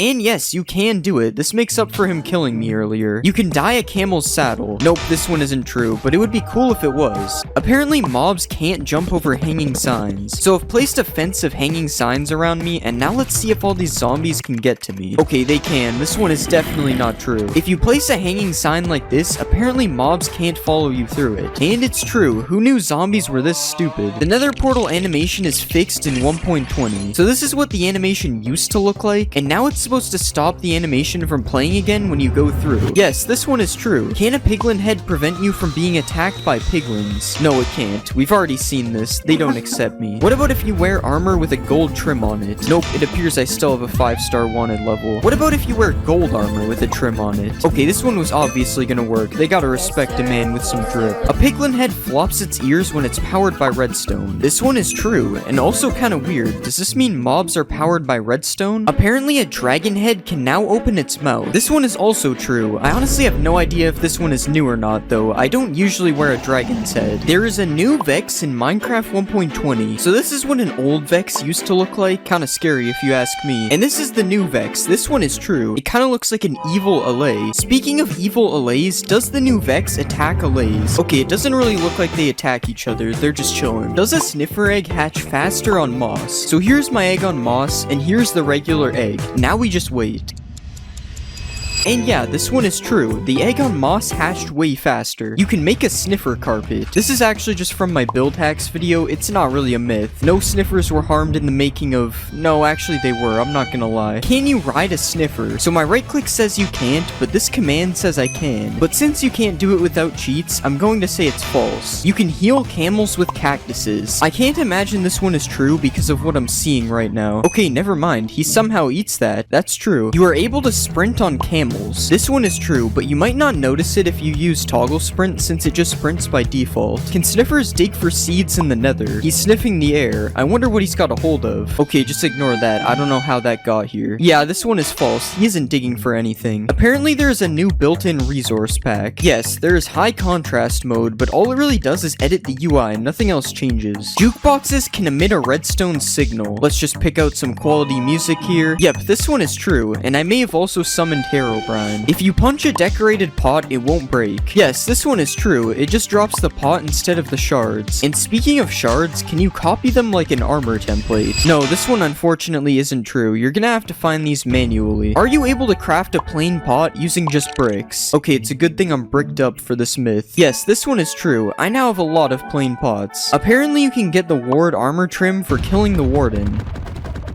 Okay, this is taking way too long. I'm just using the command. No, he still drops the skulk thing, whatever it is. The new damage looks like bedrock. Yeah, this is true, unfortunately. I don't really like how this looks. Also, you can apparently change the amount of shake when you get hit. Okay, this one is also true, and this looks even weirder, honestly. It kind of looks like I'm in Spectator. Can you get apples from a cherry wood tree? Okay, so far this one isn't looking good. Yeah, I broke all the leaves on the tree and not a single apple. This one is false. Apparently, you can now edit signs. Okay, yeah, I already knew this one was true, and along with editing signs, you are also able to write on the back of them. And you can right-click them with a honeycomb, and it makes it so you can't edit them anymore. That one I actually didn't know. That's pretty interesting. Do chiseled bookshelves increase enchantment levels? Okay, so we have filled them all with books. Now let's see if it increases the levels. Nope, this one isn't true. Can you fill chiseled bookshelves using hoppers? Yes, you can do this, and apparently you can also put plants in pots using hoppers. Okay, I don't think it's true. There's a new cherry blossom villager variant. No, there isn't, which means there probably isn't a cherry blossom village either. But it would definitely be cool if they added one, because this biome is a little boring. Can you use silk touch to mine suspicious blocks? Okay, so we tried it on gravel and it didn't work, and it also doesn't work on sand. This is false. Apparently there is a new potion of luck in Minecraft. There actually is a potion of luck. When applied, +1 luck. I don't really know what that means, but hopefully it doesn't turn me into a leprechaun. Can you transport pets on a camel? So I don't really know how you would do this. I'm assuming my dog would just get on the camel, and it isn't. So this one is false. Are you able to swim on a camel? Okay, it's kind of working, but he's sinking slowly, and yeah, it kicked me off. I want to say this one is false, but it's also kind of true, because he can swim for a second, so I don't know. If you put a mob head above a note block, it will play a sound from that mob. Yeah, this one is true, and it works for every mob, including the skeleton.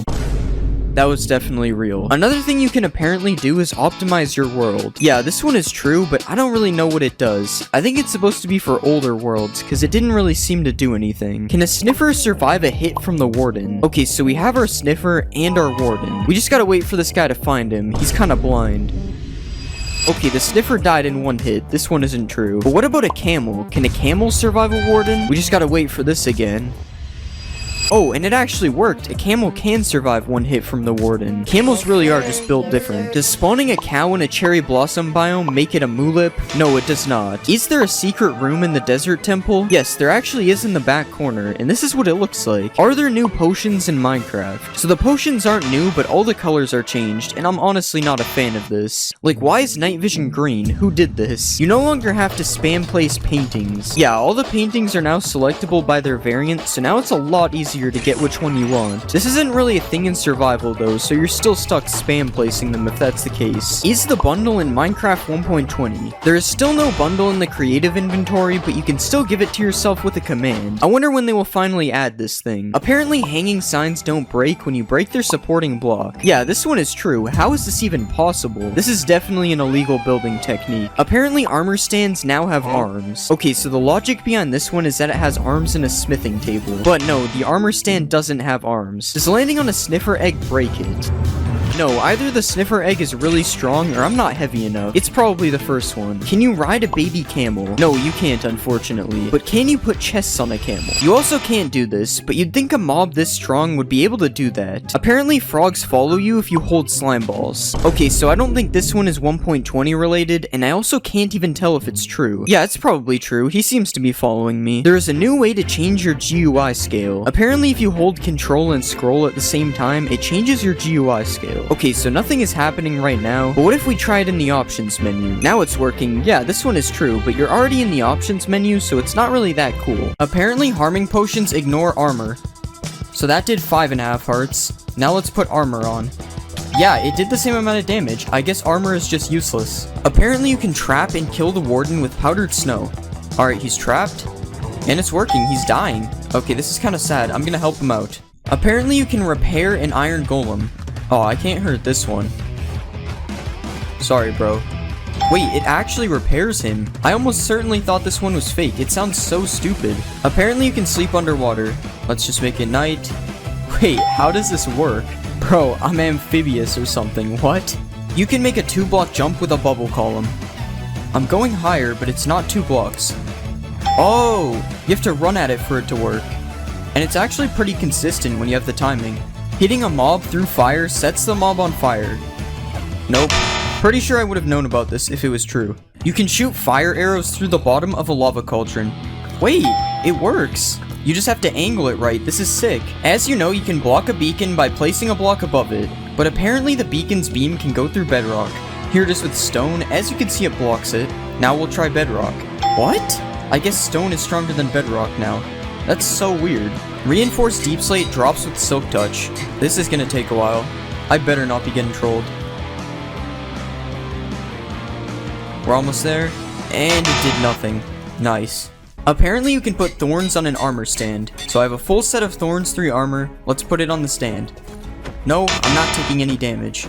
I kinda wish this one was true though. It would be cool. Prismarine blocks change colors. Alright, time to stare at a block. It actually looks like it's changing. I think this is true. Yeah, there's actually a huge difference between the two. Striders can protect you from baby zombies. Let's get on this guy, and we'll go survival. Yeah, they can't hit me. I'm invincible. No baby zombie can ever kill me again. Apparently you can light 2 portals inside of each other. Alright, we have a weird portal. Oh, that would have been so cool. Mojang, please add this in 1.20. We need double portals. Mobs can't kill you in sugarcane. Let's put some zombies and a skeleton. Now I will set my game mode. I don't think it worked. This would be cool if it was true though. You get more experience from fortune. So I have a default pickaxe and a fortune 3 pickaxe. No fortune gave me almost 10 levels. And I got less levels with fortune. This one isn't true. Spiders can climb the world border. Not too sure about this one. Oh wait, he's doing the thing. Spider climbing the world border. Where will he go? Actually, when will he stop? This is getting dangerous. Apparently spiders also infinitely climb the world border. Apparently you can ignite TNT with a fishing rod. Now we just fish through the lava. Yeah, it works. I guess there's a reason to fish in lava now. Apparently you can also pull TNT towards you with the fishing rod. Yeah, it works. I have no idea why this would be useful, but it's cool. You can put a boat in a minecart. Wait, what? Why does that work? I'm pressing W and going backwards. This is so weird. Wait, what if I put a boat in a minecart in a minecart? Oh, it doesn't work. Apparently you can dodge Sonic Boom. Nope. Still no. Oh, you can.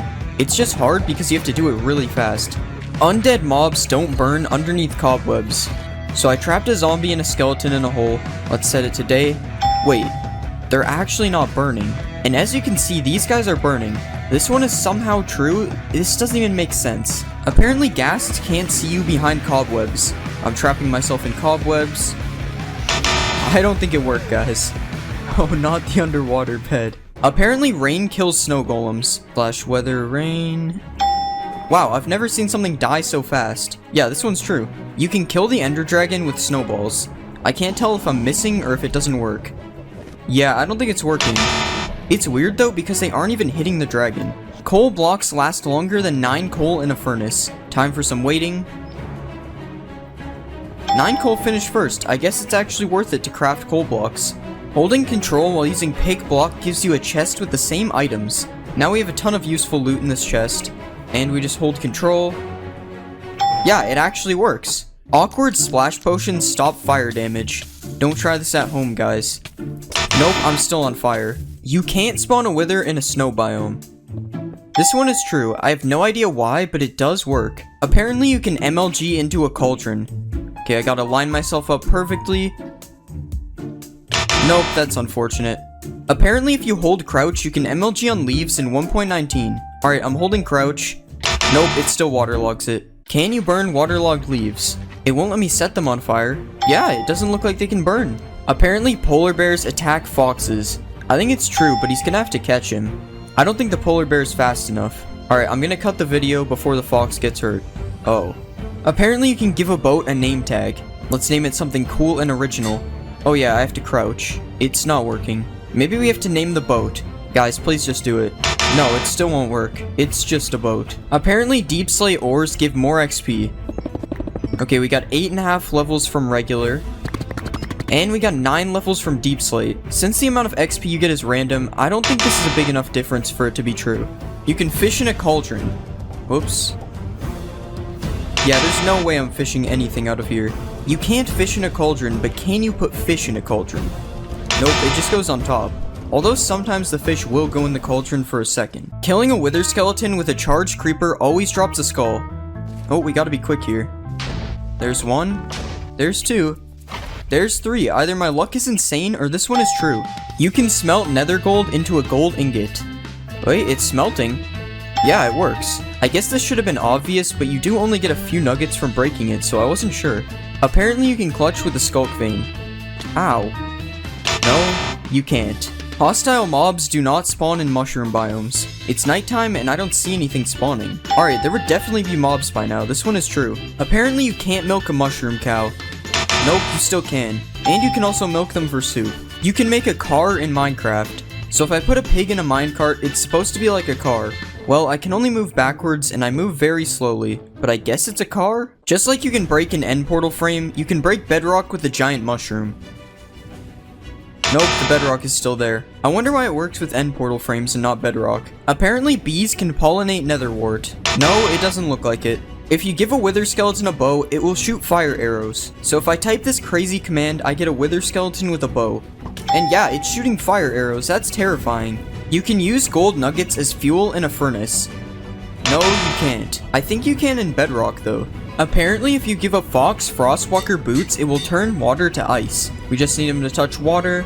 Nope, it doesn't work. I'm gonna need these back. Apparently you can't lose hunger on a boat. Okay, I'm giving myself hunger 200. It doesn't appear to be working. But if I don't have the hunger effect, it seems to be true. Apparently there's an infinite flower glitch. Yo, we're printing money. Wolves hunt down skeletons. So if I put this skeleton in a box... Oh, get out of here. So if I put a skeleton out of sight, apparently a wolf will hunt for it. I don't think it's working. Maybe it has to be my dog? Nah, he's just vibing.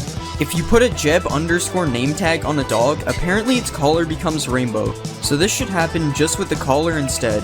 No, it didn't work. It just names your dog Jeb. Apparently, Endermen are not able to teleport out of a 2-block hole. Alright, he's in the 2-block hole.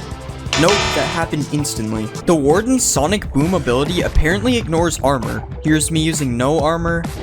Okay, it did 2.5 hearts. Here's me with full netherite now. Wait, it did 3 hearts. It did more damage. What? Okay, apparently you also can't block Sonic Boom with a shield. What? No way, as if the Warden wasn't already powerful enough. Does mud dry out in the nether? No, it does not. Well, at least not instantly. Can mud be used to put out fire damage? Time to set myself on fire. Don't try this at home. Nope, I'm still on fire. Apparently 1.19 added jungle villages. Okay, I'm using /locate, and these are the only village types available. There are no jungle villages. There aren't jungle villages, but apparently there are jungle villagers. Wait, no way, that's so sick. Apparently there are also swamp villagers. What? No way, it's like a non-mean looking witch. Why are these in the game with no villages? You can use reinforced deep slate to trap the wither. Now we spawn the wither. Will it get out? No, it seems to be stuck. Even in survival, it won't come get me. But I guess this would only be useful if you could mine reinforced deep slate, but it's still cool. If you place your own shrieker, it can't spawn a warden. So I've placed my own shrieker. And yeah, it's been 3 times, and nothing has happened. This one is true. Apparently, there's a new portal in the deep dark. Let's light this. Wait, what? Okay, obviously I'm joking. This is a texture pack. Apparently, you can heal Vexes into LAs by giving them milk. Alright, I'm giving him milk and nothing is happening. This one is fake. Can you use goat horns to call goats over to you? He's looking at me. No, it does not work. He's not coming over here. Do you need Silk Touch to mine a Skulk sensor?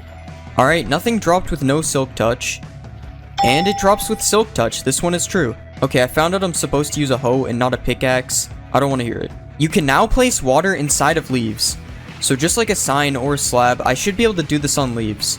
Yes, it works, and it doesn't even flow out either. That's so cool. Swift Sneak makes dive mining faster. So that was me mining without Swift Sneak. And yeah, I mean I move faster, but it doesn't make me mine any faster, so I would say this one isn't true. If you spawn a frog in a jungle, it becomes a poisonous frog.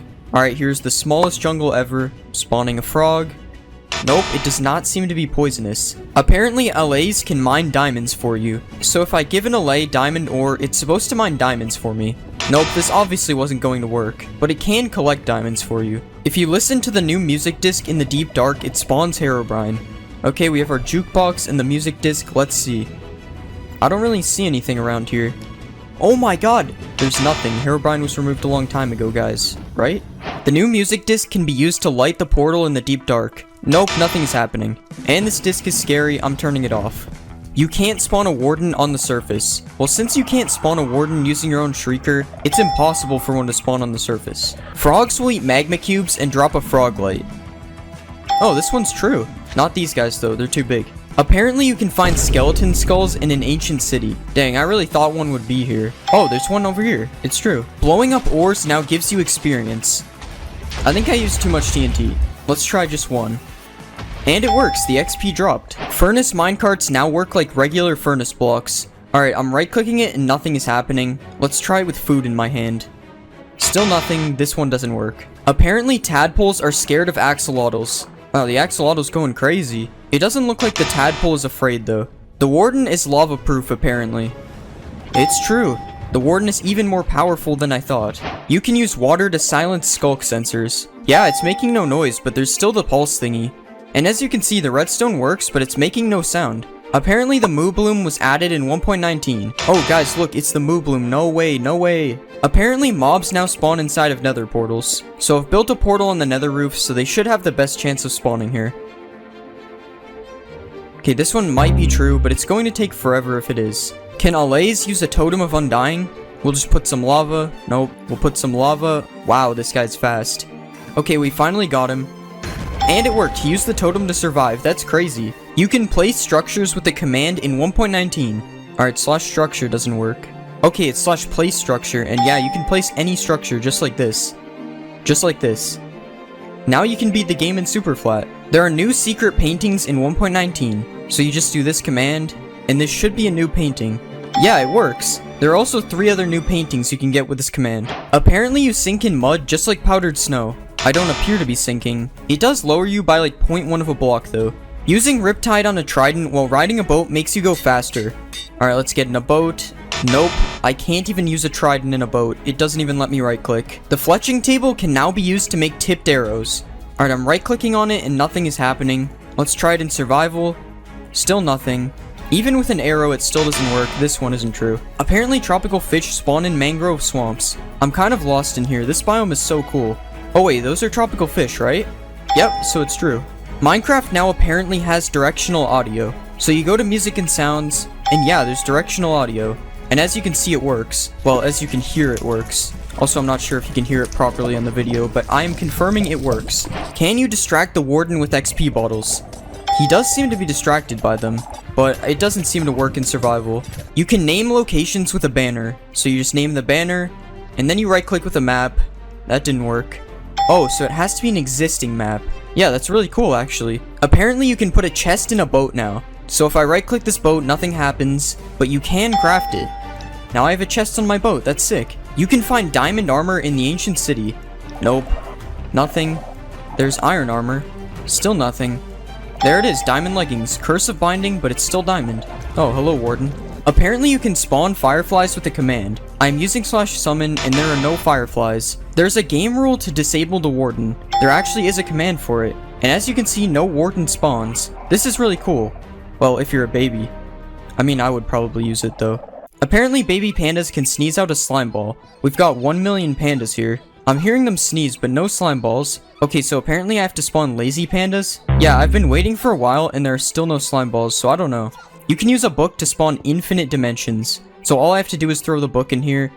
Nope, we're still in the nether. Okay, so this was actually from an April Fool's snapshot. I'm stupid. There's a secret redstone room under the ancient city. There is one. Okay, I already knew this, but maybe some people didn't, so here you go. Perfect place to get random redstone stuff. Apparently vines and glow lichen can be placed on soul sand, and it looks like you can. I have no idea why you couldn't do this before 1.19. Apparently walking on wool makes the skulk sensor not hear you. Yes, so this is one of the main features of the skulk sensor, and as you can see, it is true. Apparently there are alligators in 1.19. Of course there are alligators in 1.19, that's one of the main features. Apparently mangrove trees don't have saplings. Mangrove trees do not have saplings. You have to use these weird propagale things to grow them instead. Apparently the bundle has been added to 1.19, so there is no bundle in the creative menu, but I can give it to myself, but since there is still no way to obtain it, I would say this is false. Apparently minecarts with an attached block now stay together when you break them. Oh, it's actually true. I'm pretty sure this never used to exist, that's cool. Apparently you can use cheats in survival without enabling them. So as you saw, I made a world with cheats off. Yeah, it does nothing. I don't know why this would work. Apparently there's an advancement for killing a mob near a skulk catalyst. Let's just kill this guy quickly. Yeah, it spreads as the advancement. Apparently there's also an advancement for having every frog light in your inventory. Yep, there's also an advancement for that. First off, Steve is calling these speedy boots. Yeah, speedy boots are not real, unless it's soul speed boots, but they still do not grow wings out the sides. This sword is clearly not a wooden sword. It's supposed to be because this wall has all the swords in order, but you can see a reflection, so this just can't be a regular wooden sword. Steve added some kind of polish on top of it. I don't think I have to explain that this isn't possible in Minecraft. And again, I'm talking about Java, not the Bedrock add-on. There's no nunchuckets in Minecraft. If the terrain scene in the trailer is supposed to be real terrain, generation like this is unfortunately not possible. There would be stone underneath some of the dirt. But I want to believe that Steve built the entire mountain, because Steve is just built like that. One thing he couldn't have built in vanilla Minecraft is windmills that can actually move. This would only be possible in the create mod, or maybe even Steve's own custom mod. The possibility that Steve makes his own mods has not actually been explored. This is a super tall iron golem. It's way taller than a regular iron golem is. And in this scene, Steve is seen pouring lava on top of a chicken to make cooked chicken. This is accurate as long as you move the lava in time. But a KFC in a Minecraft village is not. I know that Steve built it. In this part of the trailer, Henry discovers mining blocks, and not only is the block too small, making it this small still does not explain how a player can carry so many blocks in their inventory at all. Like, that bag is not carrying this many blocks. Also in this scene, you can see that Henry got more than one log from the logs he broke, as he builds an entire, what I will call a house, out of just 2 logs. And in Minecraft, it is not possible to get more than 1 log from breaking a log. Skeletons shoot flaming arrows in the Minecraft movie. Skeletons do not shoot flaming arrows unless they have a flame bow or if you give a wither skeleton a bow. So I guess all these skeletons got super lucky or they learned how to enchant. The MLG water bucket is seen in the movie as well, and while it's cool that they included this in the Minecraft movie, Steve must be playing Beta 1.9 pre-release 4 as he's able to place water on top of water. That's not even counting the massive spread this bucket just instantly placed. This baby piglin draws a picture and shows it to this big piglin. Baby piglins cannot draw pictures in Minecraft. When the piglin is killed, it also turns into a pork chop. You can't do that in Minecraft either. This piglin here is also not part of Minecraft Java Edition, but it's in Minecraft Legends, so it is technically still Minecraft. In this part of the movie, we can see piglins being carried by ghasts on some sort of gassed hot air balloon. I'm gonna give this to Mojang, as we will be able to ride ghasts soon, so it's close enough to being real. There's no drum block in Minecraft, though. Piglins surviving more than 20 seconds in the overworld is also not real. All these piglins should turn into zombie piglins. They also shouldn't be attacking innocent villagers. But out of all the piglin inaccuracies, this is the worst one. Piglins are wearing iron armor. They are literally known for loving gold. They even respect a little bit of gold on a player, unless they're a brute, and they are wearing iron armor in the movie. Somehow in this scene, when they are spawning all the iron golems, the Iron Golem King is seen in the middle of the golems, towering over all of them. There is no Iron Golem King in Minecraft, unfortunately. Chicken jockey! Yes, this is a chicken jockey, but zombies don't come out of boxes in Minecraft. You'd have to use a dispenser. And no, zombies don't just fall on top of chickens to make a jockey. I also don't think illagers can go without attacking players, but I'll give it to them. Illagers could have an underground fight club. Seems real. This terrain is not Minecraft terrain, but it is pretty cool. I wish Minecraft looked like this. In this scene, Jack Black is building a dirt house. The dirt house is a staple in Minecraft, and I'm going to actually say that this is accurate to Minecraft. Everyone has built a dirt house before, but this pink house, on the other hand, it's got completely messed up portions. Bro is building on a completely different grid than regular Minecraft. He also summoned the pink house out of thin air, so Steve is using cheats in the Minecraft movie because there's no way to do this without commands. Piston door. There's about a 50% chance that that's an actual line said by Jack Black in the movie. Anyways, a secret piston door is cool to feature in the movie, but making sure the pistons are facing the right way really isn't something that should be looked over. This is an illegal piston door. Another thing that Steve does here that is illegal is he uses a torch for light without placing it down. But I'm gonna give it to them again because you could argue that the movie is running a shader pack. The most realistic shader pack ever created. In the Minecraft movie, wolves howl at the moon while the moon is moving sideways. In Minecraft, the moon doesn't move sideways, and wolves don't howl at the moon. I honestly couldn't tell you what's happening in this scene. It looks like the piglins are trying to summon a portal to the real world. I'm going to say that this is not in Minecraft right now. Maybe the piglins will be able to make a portal through to the real world soon. In Minecraft, an enchantment table looks like this. In the Minecraft movie, this might be an enchantment table, or it's just a chest with red in it. You could argue that the potato launcher is in Minecraft because it's in the Bedrock add-on, but again, this video is about Java.